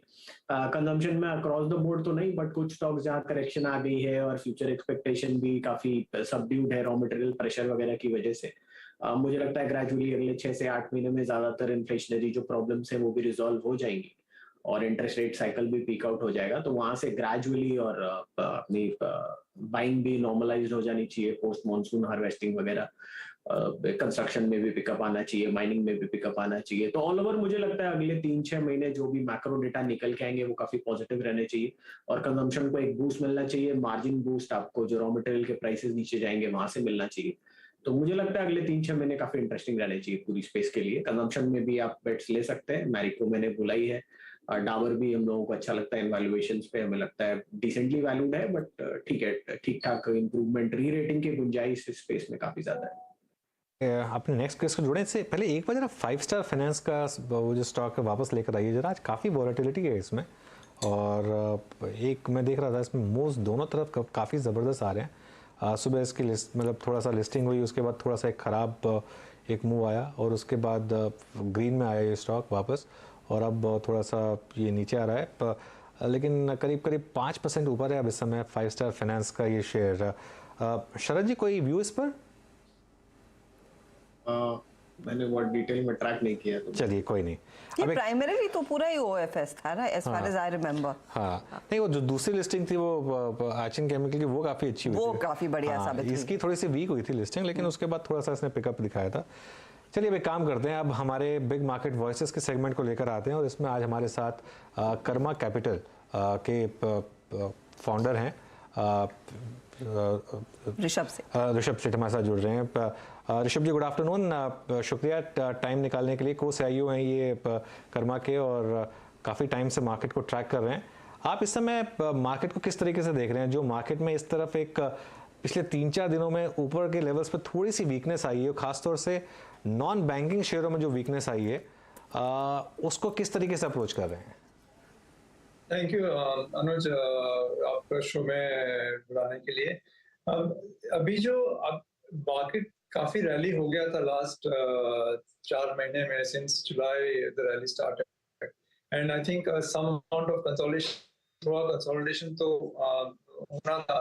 सो हमारे हिसाब से इट्स करीब करीब almost we have seen 3,000 point की रैली देखी हमने निफ्टी में। तो थोड़ा consolidation I think was due, so I think there is nothing significant about it. ठीक है, तो अच्छा, एक चीज़ जो हमने नोटिस की है कि मार्केट में इस समय लीडरशिप लेकिन फिर भी बैंक्स के साथ ही है। हर गिरावट में बैंकिंग में पाया जाती है, खासतौर से जो पीएसयू बैंक्स और कॉर्पोरेट फेसिंग बैंक्स हैं। ये आपको लग रहा है कि अभी भी एक लीडरशिप का काम करेगी आगे मार्केट के लिए? अगर आप बैंक्स की प्रॉफिटेबिलिटी देखिए तो इस बार सबसे अच्छी प्रॉफिटेबिलिटी ये क्वार्टर में बैंक्स की ही आई है। इस बार के क्वार्टर में ऑलमोस्ट 40% ऑफ टोटल जो प्रॉफिट हुआ इंडियन कंपनियों को, लिस्टेड को, उसमें से बैंक्स और ऑलमोस्ट 40%। सो बैंक्स का जो प्रॉफिटेबिलिटी स्ट्रेंथ है वो अगले फ्यू क्वार्टर्स तो रहेगा। सो मेरे हिसाब से प्रॉफिटेबिलिटी स्ट्रेंथ रहेगा, एंड देयरफॉर उनका परफॉर्मेंस भी ठीक ही रहना चाहिए, बिकॉज अगले 2-3 क्वार्टर में कोई ऐसा स्ट्रेस नहीं दिखता जिसके कारण बैंक्स के प्रॉफिटेबिलिटी में बहुत बड़ा कोई चेंज आएगा। बात करते करते बैंक निफ्टी आज तक वापस रिकवरी दिखाता हुआ और 42,321, तो फिर क्लियरली एक कुशन क्रिएट करता हुआ 42,200 के ऊपर। निफ्टी भी अपने लोअर लेवल से करीब करीब 25 पॉइंट ऊपर भागा है, और उसका मेन कारण ये जो बैंक निफ्टी में रिकवरी है ये यही है। लेकिन अच्छा ऋषभ जी, एक ये जो न्यू एज कंपनीज हैं, इस पर इस समय काफ़ी चर्चा चल रही है। डिलीवरी हो गया, या फिर नायका या जोमेटो, पीबी फिनटेक, कई लोग बोल रहे हैं कि अब इनमें काफ़ी सेलिंग हो चुकी है और अब इनका एक पोर्टफोलियो बनाया जा सकता है। आप अग्री करेंगे उस बात से या अवॉइड करेंगे इन्हें? देखिए, हमारे हिसाब से every company we analyse on their own merit. तो अभी आप अगर ये जो आपने न्यू कंपनीज की बात की, इसमें से काफी कंपनियों के रिजल्ट फिर भी थोड़े ठीक आए हैं, लेकिन थोड़ा अभी भी काफी के बिजनेस मॉडल में हमको चिंता है कि ये सस्टेन्ड प्रॉफिटेबिलिटी कब से दिखाएंगे, एंड ऑल्सो कि इसमें कंपटीशन भी काफी इंडस्ट्रीज में नया कंपटीशन आता रहेगा। सो हम वी विल स्टिल वेट। इसमें जो नए एज कंपनीज हैं उसमें मेरे को लगता है कि थोड़ा फिर भी अभी रुक सकते हैं before we kind of do a large investment. But ये सब बॉटम अप है, मतलब there might be 1 or 2 companies which of course जो अच्छा करेंगी, but overall I think that you might still want to wait in this. Okay, Rishabh जी, मैं अभी आपके पिछले कुछ इंटरेक्शंस भी अगर आप देखें, पढ़े सुने देखे, उस पर 2 स्पेसेस जिस पे आप काफ़ी बुलिश थे, जिस पे मैं राय जानना चाहूँगा, स्पेशली फार्मा, एंड आप डोमेस्टिक फार्मा पे काफ़ी बुलिश थे। अभी वो स्पेस जिसने, अगर आप देखिए, यूनानिमसली अभी तक CY21 के पूरे 2022 में, माफ़ कीजिएगा, और CY21 के सेकेंड हाफ में पैसा बना के नहीं दिया। ये फार्मा स्पेस, आपका व्यू अभी भी क्या है, and specially domestic pharma companies पे आप कितना बुलिश हैं इस वक्त? से हमको लगता है डोमेस्टिक फार्मा कंपनीज एक सेक्युलर ग्रोथ में, एटलीस्ट जो बड़ी कंपनियां हैं डोमेस्टिक में, जो पहली 10, 12, 15 कंपनियां हैं, they are entering a secular growth phase where हमको लगता है कि इनमें नेक्स्ट 3 से 5 साल तक आपको कंसिस्टेंट ग्रोथ दिखने को मिलेगा, एंड इनमें मार्केट शेयर गेन्स भी आपको देखने को मिलेंगे। सो और इनका डोमेस्टिक बिजनेस काफी अच्छा प्रॉफिटेबल है। तो जो भी कंपनी डोमेस्टिक में लार्ज प्रेजेंस है जिसका भी, उनको उनका प्रॉफिट में आपको अगले 3 से 5 साल में अच्छा इजाफा दिखेगा। So we are still quite bullish on the pharma space, specially जो डोमेस्टिक फार्मा है। ऋषभ, आफ्टरनून। इनफैक्ट आप इंटरनेशनल मार्केट का भी जिक्र कर रहे थे जब आपने फार्मा का जिक्र किया, लेकिन आपका बायस इस समय डोमेस्टिक फार्मा इंडस्ट्री पर है। Talking about the international market, specially जिस तरह से कच्चे तेल में कूल ऑफ देखने को मिला है, and the reason for the cool off is very evident कि चाइना में डिमांड स्लो होती दिखाई दे रही है। ये सिक्लिकल्स स्पेशली मेटल्स पर और बाकी कमोडिटीज पर किस तरह का इम्पैक्ट डालेगा? क्या ये एक जोन है जहां पर अगर पोजीशन है उसे काटना शुरू करेंगे आप? आपकी अप्रोच क्या रहेगी मेटल्स पर? देखिए, हमारी मेटल में तो कोई अभी पोजीशन नहीं है, और हम लोग इतना क्लोजली ग्लोबल कमोडिटीज को ट्रैक भी नहीं करते, तो मैं इसमें बहुत बड़ा वैल्यू ऐड नहीं कर पाऊंगा। ओनली हमको ऐसा लगता है कि जो कमोडिटी प्राइसेस सॉफ्टन हुए हैं इन द लास्ट 3 और 4 मंथ्स, अगर वो कमोडिटी प्राइस सॉफ्टनेस जारी रही तो एटलीस्ट इंडियन कंपनीज जो कि इन कमोडिटीज को यूज करती है उनको तो बेनिफिट होगा। एंड जो कमोडिटी प्रोड्यूसर्स हैं, ऑफ कोर्स उनमें आपको थोड़ा केयरफुल रहना पड़ेगा, but overall from a India perspective it is good. But हमारा exposure to global commodities is not there. देखिए, मार्केट में निफ्टी एक बार टिक लेकर आई है। जैसे ही लग रहा था कि एकदम से रिकवरी आई है, डेज लो एकदम से, ये एक शायद एक एल्गो ट्रेड है, जो मर्जी कह लें। और 2-3 स्टॉक्स जहां पर इस समय अच्छी खासी गिरावट, Tata steel fresh low. I think ये निफ्टी का चार्ट जो है पूरा अच्छे से रिफ्रेश नहीं हो रहा है, इसको टिक बाय टिक ले आएंगे तो मेरे ख्याल से ज़्यादा आपको क्लियर इंडिकेशन मिल जाएगा। Tata steel, Tata Motors, ITC भी थोड़ा सा इस समय एक मूव दिखाता हुआ लोज की तरफ, और लार्सन एंड ट्यूब्रो ने एक फ्रेश आपको मूव दिखाया लोअर लेवल्स पर। काफ़ी वॉलेटाइल है एक्चुअली, 18,136 तक वापस गया और फिर 18,148 पर आ गया। Bank Nifty of course relatively strong अभी भी बना हुआ है। ऋषभ जी, आईटी को लेकर काफ़ी डिबेट है इस समय कि क्या worst of the price correction is over, मतलब भले ही टाइम वाइज थोड़ा और टाइम लगा लें, लेकिन जो वैल्यूएशन रीसेट होना था, जो यूएस बॉन्ड यील्ड की वजह से जो एक प्रेशर आ रहा था, क्या वो खत्म हो गया, या फिर अभी लग रहा है कि फ्रेश लोस बना सकता है आईटी सेक्टर? काफी बड़ा प्राइस करेक्शन हो गया है आईटी में पिछले 6 महीनों में, बट इसमें एक ही जो वरी रहती है कि ग्लोबली क्या सिचुएशन होगी आगे जाके 3 से 6 महीने या 12 महीने में, वो अभी क्लैरिटी नहीं है। एंड उसके कारण से ये आप नहीं बोल सकते कि ये और अगर नीचे जाएगा तो कितना नीचे जा सकता है। I think it is more link to कि ग्लोबली जो इकोनॉमी में चेंजेस आ रहे हैं उसका, या क्या हमने फुल इम्पैक्ट देख लिया है, या अभी भी जैसे अभी बात चल रही है कि अगले साल यूएस में रिसेशन होगा, अगर इस तरह का कुछ होता है तो उसका अभी फुल इम्पैक्ट हमने देखा नहीं है। सो प्राइस करेक्शन हमने काफी देखा आईटी में देखा है, लेकिन इसका ये मतलब नहीं है कि इसमें कुछ बड़ा चेंज तुरंत आ सकता है। ओके ऋषभ, एक और चीज़, आई मीन आप मीडिया स्पेस पे काफ़ी बुलिश हैं, और एग्जैक्टली इस पे बहुत स्ट्रॉन्ग व्यूज़ या फिर बुलिश होने का आपका कारण क्या है? इस बार एफएमसीजी ने काफ़ी अच्छा खासा किया। एफएमसीजी अगर आप देखिए अपने करियर के हाईएस्ट ट्रैजेक्टरी में ट्रेड कर रहा है इस बार। अभी कुछ देर पहले हम इमामी की मैनेजमेंट से बात कर रहे थे, उनका जो स्पेंड था काफ़ी, अगर आप देखें एडवर्टीजमेंट स्पेंडिंग काफ़ी स्ट्रॉन्ग थी। तो आपका मीडिया को चेस करने का तर्क क्या है इस वक्त, और कोई खास स्टॉक या फिर कोई पर्टिकुलर समूह जिस पर आप काफ़ी बुलिश हैं इस वक्त? हमको लगता है कि मीडिया स्पेस में एक बड़ा कंसोलिडेशन हो रहा है अभी। अगर आप देखेंगे तो एक बार ये जी और सोनी का मर्जर होने के बाद द टॉप 4 जो कंपनियां हैं will almost control almost 80% plus of the market. ये कंसोलिडेशन पिछले कई सालों से चल रहा है। अभी हमारा कहना है कि अगर ये कंसोलिडेशन अभी ऑलमोस्ट खत्म हो जाएगा अगले साल, अगर ये कंसोलिडेशन के बाद ये स्पेस अच्छा लगता है, बिकॉज इसमें अगर आप देखें लास्ट 5-6 साल से कोई बहुत बड़ा चेंज नहीं आया है, बिकॉज वेरियस रीजंस रहे हैं, और अभी हमको लगता है कि अभी वो चेंज हो रहा है। सो आपको एडवर्टाइजमेंट भी ग्रोथ दिखेगा, आपको सब्सक्रिप्शन ग्रोथ जो नहीं हुआ है बिकॉज NTO 2 सुप्रीम कोर्ट का ऑर्डर, फाइनल ऑर्डर और TRAI का फाइनल ऑर्डर बाकी है उसमें, बट वो एक बार अगर आ जाता है अर्ली नेक्स्ट ईयर तो सब्सक्रिप्शन इनकम में भी ग्रोथ दिखेगा। और जो कंपनीज अभी, जो ब्रॉडकास्टिंग कंपनीज है जो अभी they are losing money on their OTT space, वो धीरे धीरे वो losses over the next 2-3 years they will significantly come down. So I think multiple of factors why आपको मीडिया अच्छा लगता है, बिकॉज एक तो कंसोलिडेशन काफी हो गया है, दूसरा they are coming out of a cyclical low, and तीसरा ये है कि इसमें जो आगे जाके आप अगर जैसा इकोनॉमी $2,000 से $3,000 $4,000 पर कैपिटा जाएगी, तो जो डिस्क्रिशनरी स्पेंड है वो media will be one of the big beneficiaries of that discretionary spend. Rishabh, तो बैंक्स पर आप पॉजिटिव हैं, आपको मीडिया स्पेस अच्छा लग रहा है ऑफ कोर्स चुनिंदा तौर पर, and you like the domestic pharma story. इनके अलावा कोई ऐसा सेक्टर या कोई शेयर जो आपने हाल ही में आइडेंटिफाई किया हो जहां पर अब एलोकेशन बढ़ रहा है आपका? हमारा एक और लार्ज एलोकेशन है टेलीकॉम में। तो अगर आप देखेंगे तो हमारे पास अभी 2 कंपनीज हैं टेलीकॉम में, both of them are reasonably large.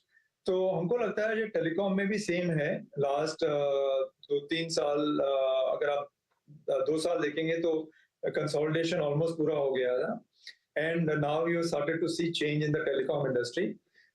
उसके ऊपर आपको जो डेटा में ग्रोथ दिख रहा है, the telecom companies are big beneficiaries of the growth in the data business, and जो मोबाइल डेटा है उसमें आपका prices had gone to significant low, so वहां पे आपका एक प्राइस करेक्शन हो रहा है, एंड वहां पे वो प्राइसेस आर कमिंग बैक, मतलब mobile ARPUs are going up. So overall हमको लगता है कि telecom also will be a big beneficiary over the next 3 to 5 years with the change happening, मतलब connectivity, both mobile and broadband, or even the business side of it where there is a lot of growth. So overall हमको telecom भी we are bullish on the telecom side of the business.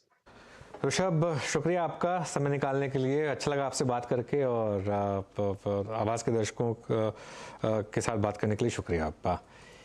ये Karma capital के ऋषभ सेठ। और अब जरा market पर एक बार नज़र रख लेते हैं, बहुत वॉलेटाइल मार्केट है। एक बार ICICI बैंक और एक्सिस बैंक को लेकर आइए इंट्राडे पर। बैंक निफ्टी का मूव देखकर ऑलमोस्ट वो 90s और 2000s की इंडियन टीम याद आ रही थी, जब कैप्टन को कोई भी विकेट चाहिए होता है तो वो अनिल कुंबले के पास ले जाते थे और वो कुंबले निराश नहीं करते थे। तो मार्केट में भी इस समय जब भी ज़रूरत होती है कि लोअर लेवल को प्रोटेक्ट किया जाए तो कहीं ना कहीं कोई ना कोई बैंकिंग स्टॉक निकल ही आता है। आज एक्सिस में है ज़बरदस्त तेज़ी एक्चुअली, और इवन ICICI बैंक भी लोअर लेवल से आगे आया है। ये मार्केट ने आज फिर, अनलेस लास्ट के 24 मिनट में कुछ हो जाए हर्षदा, जो कि अनलाइकली है, आज मार्केट ने फिर एक जो बुलेट है उसको डॉज किया मेरे ख्याल से।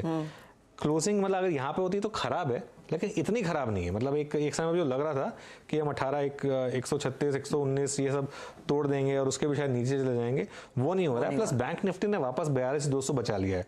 तो ओवरऑल मैं अभी भी कहूँगा कि बुल्स विल फील कि चलिए ठीक है, हम अभी भी कंट्रोल में है मार्केट के, अगर थोड़ा ऊपर से हल्के हुए हैं लेकिन कंट्रोल अभी भी बुल्स के पास जी है। हाँ, और बैंक निफ्टी में एक स्टॉक जिसको क्रेडिट देना चाहिए वो एक्सिस बैंक है अनुज, उसने इनफैक्ट अपना योगदान बनाए रखा है, और ICICI तो डेफिनेटली, तो आप देख ही रहे हैं एक्सिस में करीब 55 पॉइंट का योगदान, ICICI बैंक का 25 पॉइंट का योगदान।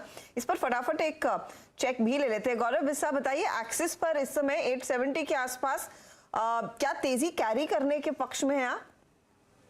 जी बिल्कुल, यहाँ पे हमने क्लाइंट्स को भी सलाह दी है, बट अगर आप 1 दिन का 2 दिन का व्यू ले रहे हैं तो मैं कहूँगा खराब नहीं है, लेकिन इसमें काफी स्ट्रक्चर अच्छा है, ब्रेकआउट्स बड़े लेवल्स पे देखने मिले हैं वीकली मंथली चार्ट्स पे। तो यहाँ पे आप एक 10% की अपसाइड के लिए भी इसमें प्ले कर सकते हैं। तो हमने अपने क्लाइंट्स को यहाँ पे 950 के टारगेट्स के लिए बाय करवाया है। यहाँ पे काफी अच्छा स्ट्रक्चर है, और private banking space, large cap space में सबसे अच्छा स्ट्रक्चर जो है वो एक्सिस बैंक का है। ओके, एक्सिस बैंक सुबह अगर आप देखें फर्स्ट टिक से अगर आप देखें लीड लेनी शुरू कर दी थी, और अभी भी अगर आप देखें डी हाई की ट्रिप में है। लेकिन माना साहब अब एक स्पेस की बात करते हैं जिस पर आप काफ़ी नेगेटिव भी थे। आई मीन आप देखिए Nifty auto index, I mean CY22 इसके लिए बहुत ही शानदार रहा। जरा प्लीज़ एक्टर साहब निफ्टी ऑटो रखिएगा। 21 जून को स्पेशली अगर आप देखें, या इनफैक्ट मैं थोड़ा सा और पीछे जाऊँ तो मार्च 2003 में जब वॉर ऑलमोस्ट शुरू हुई थी तो उस वक्त करीब 29 92 का स्तर था, 9292 का। उसके बाद वहाँ से एक वर्टिकल राइज, और ये देखिए कि ये सिर्फ मार्च 2022 से लेकर अक्टूबर 2022 तक माइनस 13,653 पे गया। It's I think third time जब ये अपने 100-day एक्सपोनेंशियल मूविंग एवरेज को on the down side wallet करने की तैयारी कर रहा है। मानस, आपका एक M&M पे भी नेगेटिव कमेंट मेरे को याद है, शॉर्ट, फिर आपने TVS को शॉर्ट किया, और आज अशोक लेलैंड ने अपना 200-day एक्सपोनेंशियल मूविंग एवरेज छुआ। जब सबसे strongest structure with in the two wheeler space अगर आप उसे शॉर्ट कर रहे हैं, तो ये बताइए कि बजाज ऑटो और हीरो मोटोकॉर्प, इन दोनों पे आपका आउटलुक क्या है? स्पेशली बजाज ऑटो जिस जोन में है, क्या ये एक पर्याप्त, या फिर हीरो मोटोकॉर्प एक अच्छा शॉर्टिंग का विकल्प है क्या? स्कॉट्स को छोड़ दें तो और सब तो चार्ट्स मेरे को नेगेटिव लगते हैं इस टाइम। और अगर आप बजाज ऑटो हीरो मोटोकॉर्प की बात करें तो बजाज ऑटो में ऑलरेडी 20-day मूविंग एवरेज के नीचे स्टॉक ट्रेड कर रहा है। एक सपोर्ट था, अगर आप 60 मिनट चार्ट पे जाएंगे तो 3675 3665 की रेंज में एक सपोर्ट था, स्टॉक ने उसको ब्रीच किया है, पैटर्न नेगेटिव है, और आप उम्मीद कर सकते हैं कि 3550 तक किस तरह देखने को मिलेंगे। लेकिन अब यहाँ पर नहीं, क्योंकि ऑलरेडी 3 दिन का करेक्शन देखने को मिला है, तो बाउंस बैक पे ही शॉर्ट कॉल लेना चाहिए। जब बाउंस बैक पे आप शॉर्ट कॉल लेंगे तो 3700 रुपए का स्टॉप लॉस लगाएंगे और 3575 3550 के टारगेट सेट करेंगे। लेकिन करंट लेवल्स पे अगर कहीं एक शॉर्ट पोजीशन बनाना है तो वो हीरो मोटोकॉर्प है, क्योंकि ये 200-day मूविंग एवरेज के नीचे फिसल रहा है, पैटर्न नेगेटिव लगता है। आप उम्मीद कर सकते हैं कि यहाँ पर आपको 2600 रुपए तक किस तरह देखने को मिलेंगे। तो करंट लेवल्स पे आप हीरो मोटोकॉर्प में बिकवाली कर सकते हैं। 2696 2696 के ऊपर आपको स्टॉप लॉस रखना है। पहला टारगेट 2645 रहेगा, और उसके बाद आपको शायद 2600 रुपए तक किस तरह भी देखने को मिल जाएंगे।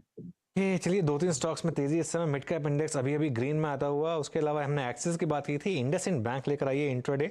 इंडसइंड में एक ज़बरदस्त मूव। आज सुबह हमने एक चर्चा की थी कि शायद भारतीय एयरटेल को आज रेडार पर रखिएगा, क्योंकि उसने टेस्ट केस में 1-2 स्टेट्स में अपने जो लोअर प्राइस वाले पैक्स हैं वो डिसकंटिन्यू किए हैं। शायद एक ट्रायल बबल है ये देखने के लिए कि मार्केट उसको कैसे एक्सेप्ट करता है। अगर ये सक्सेसफुल रहता है तो एक तरीके का प्राइस हाइक होगा ये टेलीकॉम में। तो ये एक रीज़न था कि भारतीय रेडार पे था, और ये भारतीय अभी फ्रेश ऑल टाइम हाई की तरफ जाने की तैयारी कर रहा है। 851.4, इसका ऑल टाइम हाई 851.85, ऑलमोस्ट वहाँ पर है। भारतीय ज़बरदस्त तेज़ी स्टॉक में भी है। अब यतिन के पास चलते हैं डीलिंग रूम चेक के लिए। यतिन बताइए क्या बता रहे हैं डीलर्स आपको? Good afternoon. ऑब्वियसली मार्केट की ब्रेथ एडवांस डिक्लाइन अगर आप देखें तो 1:2 है, लेकिन मिड कैप्स में काफ़ी स्ट्रेंथ है आज। जस्ट बहुत स्पेसिफिक पॉकेट्स में आपको एक्शन पड़ता हुआ दिखाई पड़ रहा है। लेकिन जहाँ तक कि वायदे बाजार का सवाल है, 2 स्टॉक्स जो आज डीलिंग रूम्स के रेडार पे हैं। सबसे पहले जाइडस लाइफ, ये जो है अर्स्टवाइल कैडिला हेल्थ केयर, और यहाँ आप देखेंगे तो ओपन इंटरेस्ट में आपको डेटा बताएगा कि यहाँ फ्रेश शॉर्टिंग देखने को मिल रही है। इनफैक्ट अगर आप डीलिंग रूम्स की माने तो उनकी STBT की सलाह है, क्योंकि एक बड़ा FI अकाउंट यहाँ बिकवाली कर रहा है। इनफैक्ट उनको लगता है कि शायद स्टॉक में आपको 1-2 ट्रेडिंग सेशंस में ही 10 से 12 रुपए का डाउनसाइड देखने को मिल सके। इसके अलावा पिडिलाइट, ऑब्वियसली अगर आप देखें एशियन पेंट्स और पिडिलाइट ये दोनों स्टॉक्स प्रेशर में है। इनफैक्ट इन जनरल आप देखेंगे कंज्यूमर्स जो स्टॉक्स हैं वहाँ आपको प्रेशर दिखाई दे रहा है। यहाँ भी एक बड़ा डोमेस्टिक म्यूचुअल फंड्स बिकवाली कर रहा है, और पोजिशनली डीलिंग रूम्स को लगता है कि शायद यहाँ 50 से 60 रुपए की डाउनटिक आपको एक्सपायरी के पहले आती हुई दिखाई दे। तो ये एक दूसरा स्टॉक है जो आज डीलिंग रूम्स के रेडार पे है। पिडिलाइट में बिकवाली, और इसका जिक्र दरअसल अनुज कुछ ही देर पहले कर भी रहे थे। शुक्रिया इस अपडेट के लिए यतिन। कि एक गिरते कच्चे तेल वाले माहौल में पिडिलाइट में प्रेशर कायम है, और उसका कारण अब आपके सामने यहाँ पर डीलर्स की तरफ से बड़ी बिकवाली होती हुई दिखाई दे रही है। इस पर शिल्पा कोई टेक्निकली आप फिगर देख रही है कि क्राइसिस पॉइंट क्या साबित हो सकता है? आज 1% नीचे है स्टॉक 2664 के आसपास। सॉरी, पिडिलाइट राइट जी।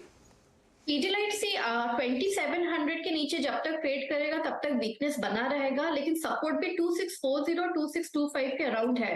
तो अगर आपको फ्रेश ट्रेड लेना है तो 2640 तक का वेट करना चाहिए, या फिर डिसाइसिवली जब होल्ड करे अबव 2700 जोन तो एक बाय होना चाहिए।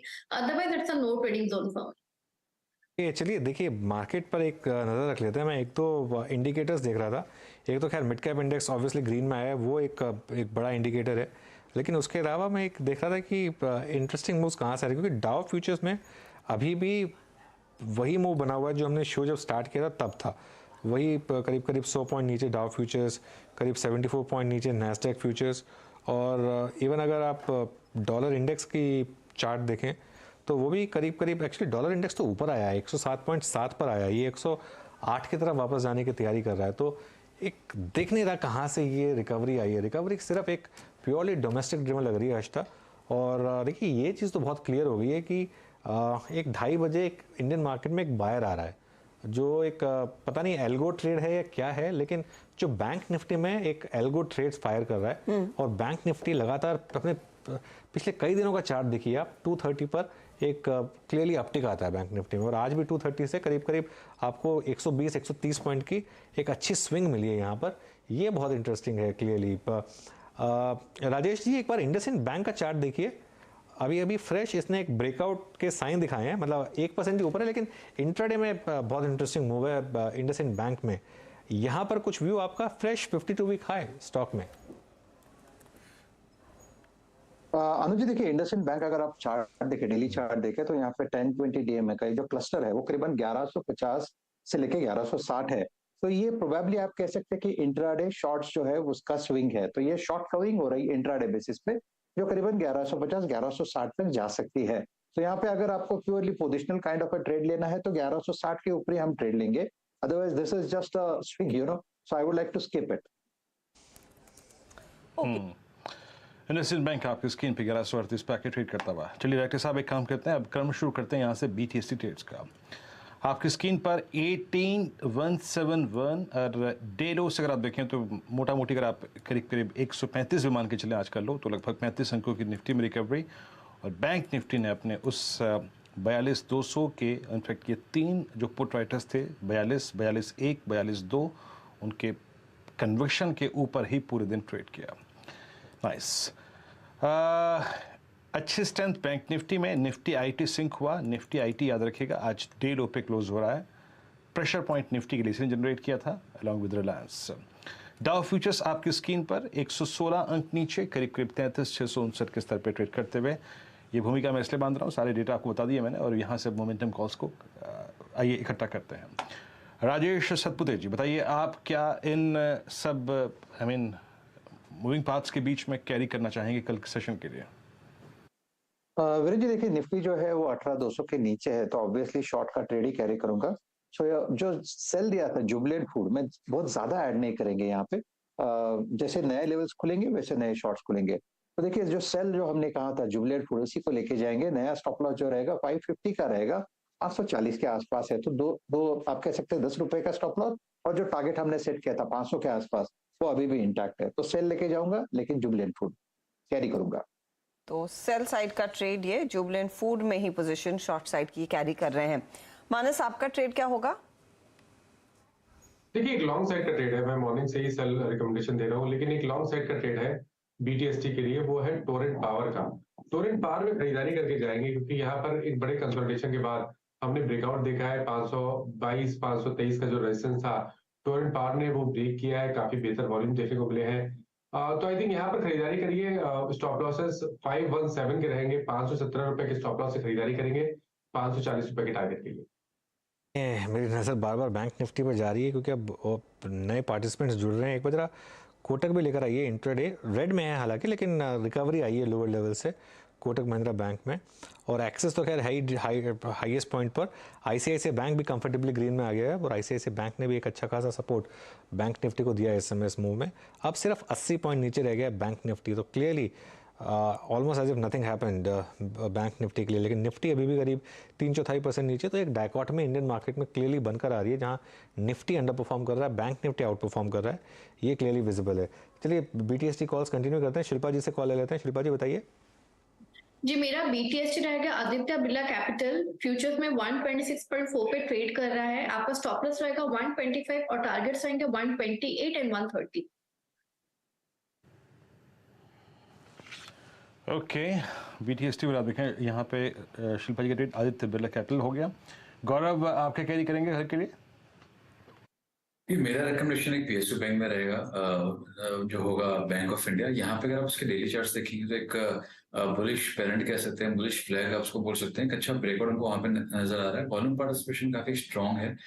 यहाँ पे आप बाय कर सकते हैं। आपका जो टारगेट होगा वो होगा 82 का, और आपके जो स्टॉप लॉसेस होंगे वो होंगे 74 के। ये फिलहाल आपके लिए बैंक ऑफ इंडिया 74 का स्टॉप लॉस और 80 के ऊपर के टारगेट्स के लिए एक मौका देखने को मिल रहा है। निफ्टी बैंक आपकी स्क्रीन पर रखते हैं क्योंकि ये सिर्फ 12 पॉइंट की दूरी पर रहा अपने हाई से। याद रखिएगा 42,372 डे हाई था, 42,361 के लेवल्स आ चुके हैं। तो थोड़ा सा और अगर आप धक्का मारेंगे तो डे हाई को ब्रीच करता हुआ दिखाई देगा। इंडेक्स निफ्टी भी 18,161 के लेवल्स पर है। ये तकरीबन 100 पॉइंट की दूरी कम दिखा रहा है डे हाई से, तो वहां पर शायद और काम करना बाकी है, लेकिन निफ्टी बैंक ने वाकई में अपनी चाल में काफी ज्यादा सुधार दिखाया है। शरद, आपका ट्रेड क्या रहेगा? बायस तेजी की तरफ रखेंगे या मंदी का कोई ट्रेड आइडेंटिफाई किया है? मेरा तो बायस तेजी की तरफ ही है और एनटीपीसी ठीक लगता है, हमें लगता है ऊपर से 10-12% स्टॉक करेक्ट कर गया है और वैल्यूएशन वाइज महंगा है नहीं, 5-6% की डिविडेंड यील्ड भी है। और अगर रिन्यूएबल एनर्जी वाले सेगमेंट में कुछ मोनेटाइजेशन वगैरह होता है वो एक एडेड एडवांटेज होगी। तो हमें लगता है 200 रुपए तक के लक्ष्य अगर 1.51 प्राइस टू बुक पे भी ट्रेड करता है या 10 के मल्टीपल पे भी ट्रेड करता है तो 200 रुपए तक के लक्ष्य इसमें पॉसिबल है। तो हमें लगता है एनटीपीसी इस करेक्शन के बाद एक डिसेंट बेट है लेवल्स पे।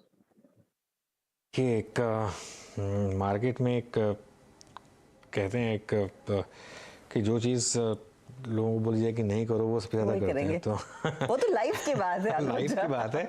वो एक मूवी आई थी विन डीजल की XXX, जबरदस्त एक्शन मूवी थी। उसमें उन्होंने ये बोला कि you are told to not jump from World Trade Center, और सबसे पहले वो वही काम करेंगे। और मैं इसलिए कह रहा हूँ कि देखिए यूको बैंक में अभी सर्किट लगा है, 20% का मूव इस समय यूको बैंक में। बैंक ऑफ महाराष्ट्र आप 16% ऊपर, और जितना छोटा PSU बैंक उतनी बड़ी रैली। पंजाब एंड सिंध बैंक 15% ऊपर। तो आप प्राइस के हिसाब से शॉर्ट करेंगे IOB 23 रुपये, तो जो 20 से 30 रुपए वाले स्टॉक हैं सीधा का सीधा फोकस उनके ऊपर है। ये मेरे लिए एक और इंडिकेटर है कि अब ये PSU बैंक रैली का एक लास्ट चरण चल रहा है। जब आप इनडिस्क्रिमिनेटली IOB जैसा स्टॉक जिसने आपका पैसा सिर्फ डुबाया है आशा, और आप जब मतलब कितने सालों का चार्ट देख लीजिए, IOB जैसा स्टॉक जब चलने लगे और इस तरीके का मूव दिखाने लगे। पंजाब एंड सिंध बैंक देख लीजिए आप, 15% का move Punjab and Sind Bank में। महाराष्ट्र बैंक ऑफ महाराष्ट्र का चलो फिर भी मैं मानता हूँ कि एक थोड़ा सा एक बैंक ऑफ महाराष्ट्र में जब से वो PCA से बाहर आया है थोड़ा एक उसके ऊपर ट्रैक्शन रहा है, उसके नंबर्स भी 1-2 बार अच्छे रहे थे, तो उसका चलो ठीक है, आप फिर भी कह सकते हैं कि छोटे लेवल का स्टॉक भी अच्छा कर रहा है। लेकिन ये तो एक ज़बरदस्त मूव आ रहा है। अच्छा, एक मूव लेकर आते हैं नायका में। एक बार नायका वापस लेकर आइए, 5% नीचे अब इस समय नायका का शेयर। तो काफ़ी वॉल्यूम में ट्रेड हुए हैं इसमें करीब 1 करोड़ शेयर का वॉल्यूम अप्रोच कर रहा है। लास्ट के 5 मिनट का चार्ट देखिए नायका का, अच्छी खासी डिक्लाइन इसमें इस समय आई है हर्षिता, 5%। सरप्राइजिंग है, आई डोंट नो अबाउट, शायद यहाँ पर किसी ने बड़े चंक में माल बेचा होगा, लेकिन ऐसा कोई अपडेट तो था नहीं। अब वो कल सामने डेटा निकल कर आता है तो बात अलग है, लेकिन हाँ साइजेबल यहाँ पर प्रेशर आता हुआ दिखाई जरूर दिया है। तो कुछ ऐसे स्पेसिफिक पॉकेट्स हैं जहाँ पर क्लियरली हमने देखा है दबाव बना है। आज 1-2 और ट्रेड्स जो मेरे रेडार पर थे जहाँ पर हमने देखा है मूव्स इनफैक्ट अच्छे खासे बड़े हैं। अब देखिएगा पोजीशंस कहाँ अनवाइंड हुई हैं, और इसका जिक्र मेरे ख्याल में आप ओपनिंग में भी कर रहे थे अनुज। डिफेंस कंपनियां जो एक तरफा तेजी दिखा रही थी, आज कोची शिपयार्ड 7% नीचे, मिश्र धातु में 2-2.5% तक की गिरावट, गार्डन रीच, मझगांव डॉक में प्रेशर था। अब देख लेते हैं मझगांव की क्या स्थिति है। मझगांव तो इस समय करीब 5.5% नीचे। तो क्लियरली चर्निंग हो रही है इस मार्केट में, वो एविडेंट है। यहाँ पर PSU से पैसा निकलकर PSU बैंकों में जाता हुआ शायद दिखाई दिया है। इन स्टॉक्स पर राजेश कोई ऐसा सिग्नल आया है कि बस हो गया, अब मुनाफा वसूली शुरू हो जाएगी, ऐसा कुछ आपने पढ़ा है क्या? एक तरफा तेजी हालांकि रही है इन सभी काउंटर्स में। हर्षद जी, फ्रैंकली स्पीकिंग ऐसा कोई ये नहीं है यहाँ पे सिग्नल की यहाँ पे बड़ी बिकवाली होगी, लेकिन आप इतना तो डेफिनेटली कह सकते हैं कि काउंटर्स जो है ये जितने भी थे ये सारे ओवरबॉट से, एक्सट्रीमली ओवरबॉट और बहुत खींच के रखे थे। तो मुझे लगता है जिस तरह से प्रॉफिट टेकिंग है, you can take this as a profit taking. Probably इस लेवल से भी, ऐसा नहीं है कि यहाँ से रुकेगा, प्रोबेबली इस लेवल से भी 5 to 8% का करेक्शन आ सकता है, जहां पे आपको फिर से बाइंग अपॉर्चुनिटी मिलेगी। तो फिलहाल के लिए तो मैं इसको सिर्फ प्रॉफिट टेकिंग मानूंगा। प्रॉफिट टेकिंग की शुरुआत अब हो रही है एनकाउंटर्स में। एस्कॉर्ट्स लेकिन आज का जो स्टार परफॉर्मर है, जो कंपनी ने एक मिड ईयर गाइडेंस दिया कि FY28 तक इनका रेवेन्यू 2.5 गुना बढ़ेगा, मार्जिन्स मिड टीन्स में आएंगे, यहाँ पर ओवरऑल EBITDA परफॉर्मेंस इंप्रूव होगा। आप देखिए 7-7.5% ऊपर 44% का ओपन इंटरेस्ट एडिशन देखने को मिला है, तो बहुत स्ट्रॉन्ग ये मोमेंटम है। आज तो 2200 के लेवल्स भी इसने दिखाए थे। शिल्पा, ये आज खूब जमा है ट्रेड, लेकिन क्या इसे आप आगे एक्सटेंड होता देख रही हैं? क्या कैरी करने के पक्ष में है? जी हर्षरा जी, एस्कॉर्ट्स एक्चुअली बहुत टाइम से 2040 को रेजिस्ट कर रहा था, तो हमेशा से ऐसा ही था मेरा मानना कि जिस दिन ये 2040 के ऊपर सस्टेन करेगा तो स्टैंडर्ड टारगेट्स 2180 220 तक देखने को मिलेंगे। तो ऑलमोस्ट वो हो गया है, लेकिन अभी अगर यहाँ पे किसी को मोमेंटम में और प्ले करना है तो मेरे हिसाब से ऑप्शंस में प्ले करना चाहिए। आप 2200 का कॉल ऑप्शन नेक्स्ट सीरीज का पार्टिसिपेट कर सकते हैं, या फिर अगर आपको फ्यूचर्स में ही ट्रेड करना है तो आपको यहाँ पे स्टॉप लॉस जो लगाना पड़ेगा वो रहेगा 2130 फॉर टारगेट्स ऑफ 2280 to 2320। आज के 5 मिनट बचे हैं, तो अब मार्केट को रैप अप करना शुरू करते हैं। मैं एक मार्केट पे अपना एक एडिटोरियल टेक देना चाह रहा था। एक बहुत इंटरेस्टिंग चीज़ हो रही है आज कि निफ्टी ऑलमोस्ट डेज लो पर बंद हो रहा है और बैंक निफ्टी डेज हाई पर बंद हो रहा है। बहुत ही इंटरेस्टिंग है, ये एक मार्केट के लिए एक इंटरेस्टिंग पैटर्न है।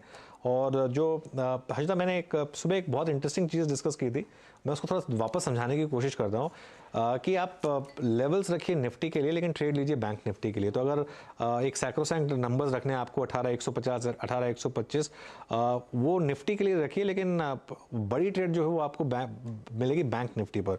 वो 42200 से क्या ज़बरदस्त 42202 से 160 पॉइंट के करीब आपको मिले हैं बैंक निफ्टी पर। ये क्लियरली दिखा रहा है कि बैंक निफ्टी में लोगों का कॉन्फिडेंस अभी भी बना हुआ है। और इसमें एक इशू ये क्लियरली होता है कि अब जैसे आज HDFC बैंक और कोटक वीक थे, तो ICICI बैंक और एक्सिस ने काम संभाल लिया। तो ये जो 4 स्टॉक हैं जो, और एक SBI को जोड़ दीजिए, 5 स्टॉक्स जो है मेन, इन 5 स्टॉक्स में कोई ना कोई 2 या 3 स्टॉक आपको संभाल ही लेते हैं। आज ICICI और एक्सिस की बारी थी, कल हो सकता है SBI और HDFC बैंक की बारी आ जाए, तो कोई ना कोई करके। और कल तो फाइनेंशियल निफ्टी की वीकली एक्सपायरी भी है, तो क्लियरली एक मोमेंटम बैंक निफ्टी में बना हुआ है। लेकिन अब वीरो के पास चलते हैं और मार्केट ब्रेड समझ लेते हैं F&O की तरफ से। वीरो जी, और निफ्टी बैंक अगर आप देखें आपके स्क्रीन पर डे हाई ही क्लस्टर मार्केट ट्रेड करता हुआ, यस इट्स ऑलमोस्ट, अगर आप देखें 42376। आइए देखते हैं कि एग्जैक्टली डेरिवेटिव्स में क्या हुआ आज, ब्रेथ कैसी रही। और 930 पे अगर आप देखें, हमने लास्ट टाइम इस ब्रेथ को चेक किया था। अब एडवांस डिक्लाइन रेशो, यानी अगर आप देखें लॉन्ग शॉट और लॉन्ग अनवाइंडिंग और फ्रेश शॉट, इसके आंकड़े क्या कहते हैं। आपकी स्क्रीन पर आप देखें ये डेटा जो था सुबह लगभग 130-140 था लॉन्ग अनवाइंडिंग और शॉर्ट की तरफ। थोड़ा सा अगर आप देखिए इंप्रूव है, लेकिन लॉन्ग्स का अभाव है, याद रखिएगा। एस्कॉर्ट्स कुबोटा, अगर आप देखें उनकी कमेंट्री के बाद काफ़ी strong move. Torrent power space में मूव था, याद रखिएगा। टोरेंट पावर, टाटा पावर, इनमें सब में स्ट्रॉन्ग ओ एडिशन हुआ था। IEX में हुआ था। भारतीय Airtel new all time high. Havells, IndusInd bank, मेरे ख्याल से भारतीय एयरटेल में ये नया ऑल टाइम हाई है कि नहीं है, लेकिन मैं जज कर लेता हूँ यहाँ पे। Yes, Bharti Airtel, yes 850, it's a new all time high for Bharti Airtel. IndusInd bank last hour में अगर आप देखें पार्टिसिपेट किया, शॉर्ट कवरिंग थी IEX में, PNB में, श्रीराम ट्रांसपोर्ट फाइनेंस में, NMDC में और आरती इंडस्ट्रीज में आप देखें आज शॉर्ट विजिबल था। और साथ ही साथ आप अगर शॉर्टिंग का आंकड़ा देखें तो उसमें Mindtree, mid cap IT, Whirlpool, white good segment में TCS, IT, frontline IT, Reliance में अगर आप देखें शॉर्टिंग हुई, और HDFC, ये 2 दिग्गज जो थे ना आपके स्क्रीन पे जहाँ पे शॉर्ट बिल्डअप हुए, वो काफ़ी हद तक वो जो निफ्टी का जो ऑलमोस्ट एक 18136 तक का सफ़र रहा, वो इन्हीं 2 स्टॉक प्लस IT इनकी अगुवाई में हुआ। लॉन्ग अनवाइंडिंग ONGC में जुबिलेंट फूड्स, जहाँ पर राजेश जी का शॉर्ट है, इनमें अगर आप देखें आज देखने को विजिबल था। बट भारतीय एयरटेल शानदार मूव डे हाई के क्लस्टर में और ऑल टाइम हाई। और 1-2 स्टॉक्स लेके आइए जो कि अच्छा कर रहे हैं, उसमें शामिल रहा आज, याद रखिएगा, प्लीज़ एक बार स्क्रीन पर रखिएगा, डेल्टा कॉर्प। एक मूव आया, 2.5% ऊपर था ये स्टॉक, लगभग 2 to 3 की ट्रैजेक्टरी में क्लोज होता हुआ। आरती इंडस्ट्रीज, टोरेंट पावर और एक NMDC लेके आई आज। NMDC ने इस दौर का नया हाईएस्ट क्लस्टर 115 पैसे आज टच किया, और साथ ही साथ PNB 4% ऊपर, PNB 47-45-75 पे अगर मैं सही हूं तो यस, पोस्ट मार्च 2020 ये इसका हाईएस्ट लेवल है पीएनबी का। चलते हैं हर्षदा के पास बॉल पे समझने के लिए इस क्लोजिंग को। Harshada, over to you.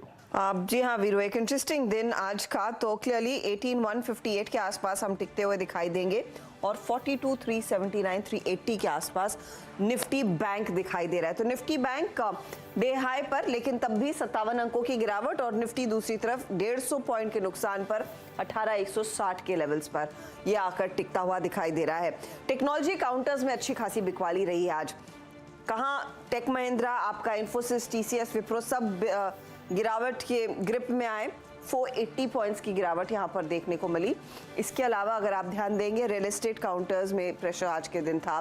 Technology of course सबसे कमजोर कड़ी थी आज के मार्केट की, ये 1.5% नीचे। ऑटो कंपनियों में भी हमने देखा आखिर में करीब अनबाइंडिंग होती हुई दिखाई दी, लेकिन ऑटो में एस्कॉर्ट्स आपको दिखा देते हैं। एस्कॉर्ट्स में जो हरकत देखने को मिली है ना, वो काफी सराहनीय है।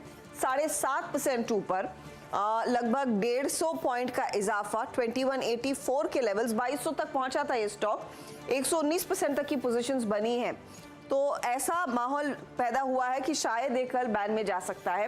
देखते हैं आज शाम को जो डेटा निकल कर आएगा उसमें वो अपडेट जरूर देखने को मिलेगा। हीट मैप आपके लिए लेकर आएंगे जहां पर क्लियर कट इंडिकेशन है कि क्या चला और क्या गिरा आज के सत्र में। बीपीसीएल के लिए एक अच्छा दिन साबित हुआ है, 2% ऊपर। भारतीय एयरटेल में हमने देखा तेजी की पोजीशन।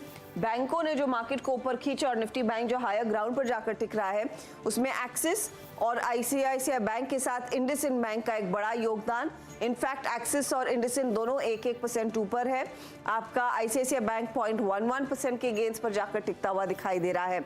आज के दिन ब्रिटानिया देखने को मिली, लेकिन Adani port, ONGC, Tech Mahindra, TCS, Infosys, ये सभी वो काउंटर्स थे जहां पर हमने देखा मुनाफा वसूली ज्यादा हावी होती हुई दिखाई दी।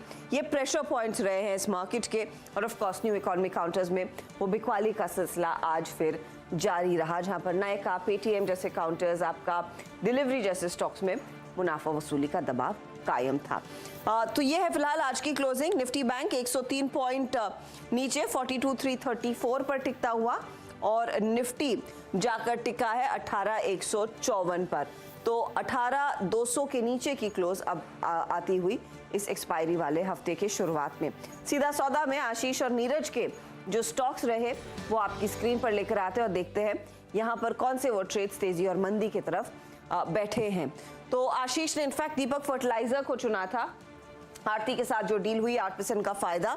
आईईएक्स आज उस बायबैक का अपडेट आ रहा है, 25 तारीख को बोर्ड बैठक, 5% ऊपर। उमंग डेयरीज में तेजी देखने को मिली, और ओएनजीसी ये एक्स डिविडेंड हुआ है तो वहां पर दबाव देखने को मिला था करीब 5% का इंट्राडे में। आशीष ने दीपक फर्टिलाइजर लिया, तो नीरज ने आरती इंडस्ट्री, उसका फायदा इनके हाथ। तो पोलो पाइप्स में 1.5% की तेजी बनी है। डिलीवरी और औरबिंदो फार्मा 1% से ज्यादा के नुकसान पर नीरज ने अपने टीम में रखे थे। तो ये है सीधा सौदा के टॉप परफॉर्मर्स। कुल मिलाकर आज का सत्र और इस हफ्ते की शुरुआत एक थोड़े से नेगेटिव नोट पर हुई है। 18,153 के आसपास निफ्टी जाकर टिका है। देखते हैं यहाँ से कल कुछ रिकवरी आती है या फिर मार्केट फिर फिसलता है, क्योंकि अमेरिकी फ्यूचर्स से संकेत नरमी के ही हैं। डाउ और नैस्डैक दोनों में हमने देखा है मुनाफा वसूली के संकेत बनते दिखाई दे रहे हैं जब आप फ्यूचर्स पर नजर डालते हैं। चलिए इसी के साथ वीरू और मुझे दीजिए इजाजत, लेकिन खबरों का सिलसिला सीएनबीसी आवाज पर जारी रहेगा। आप सबसे कल मुलाकात होगी फ्रेश क्यूज के साथ। नमस्कार।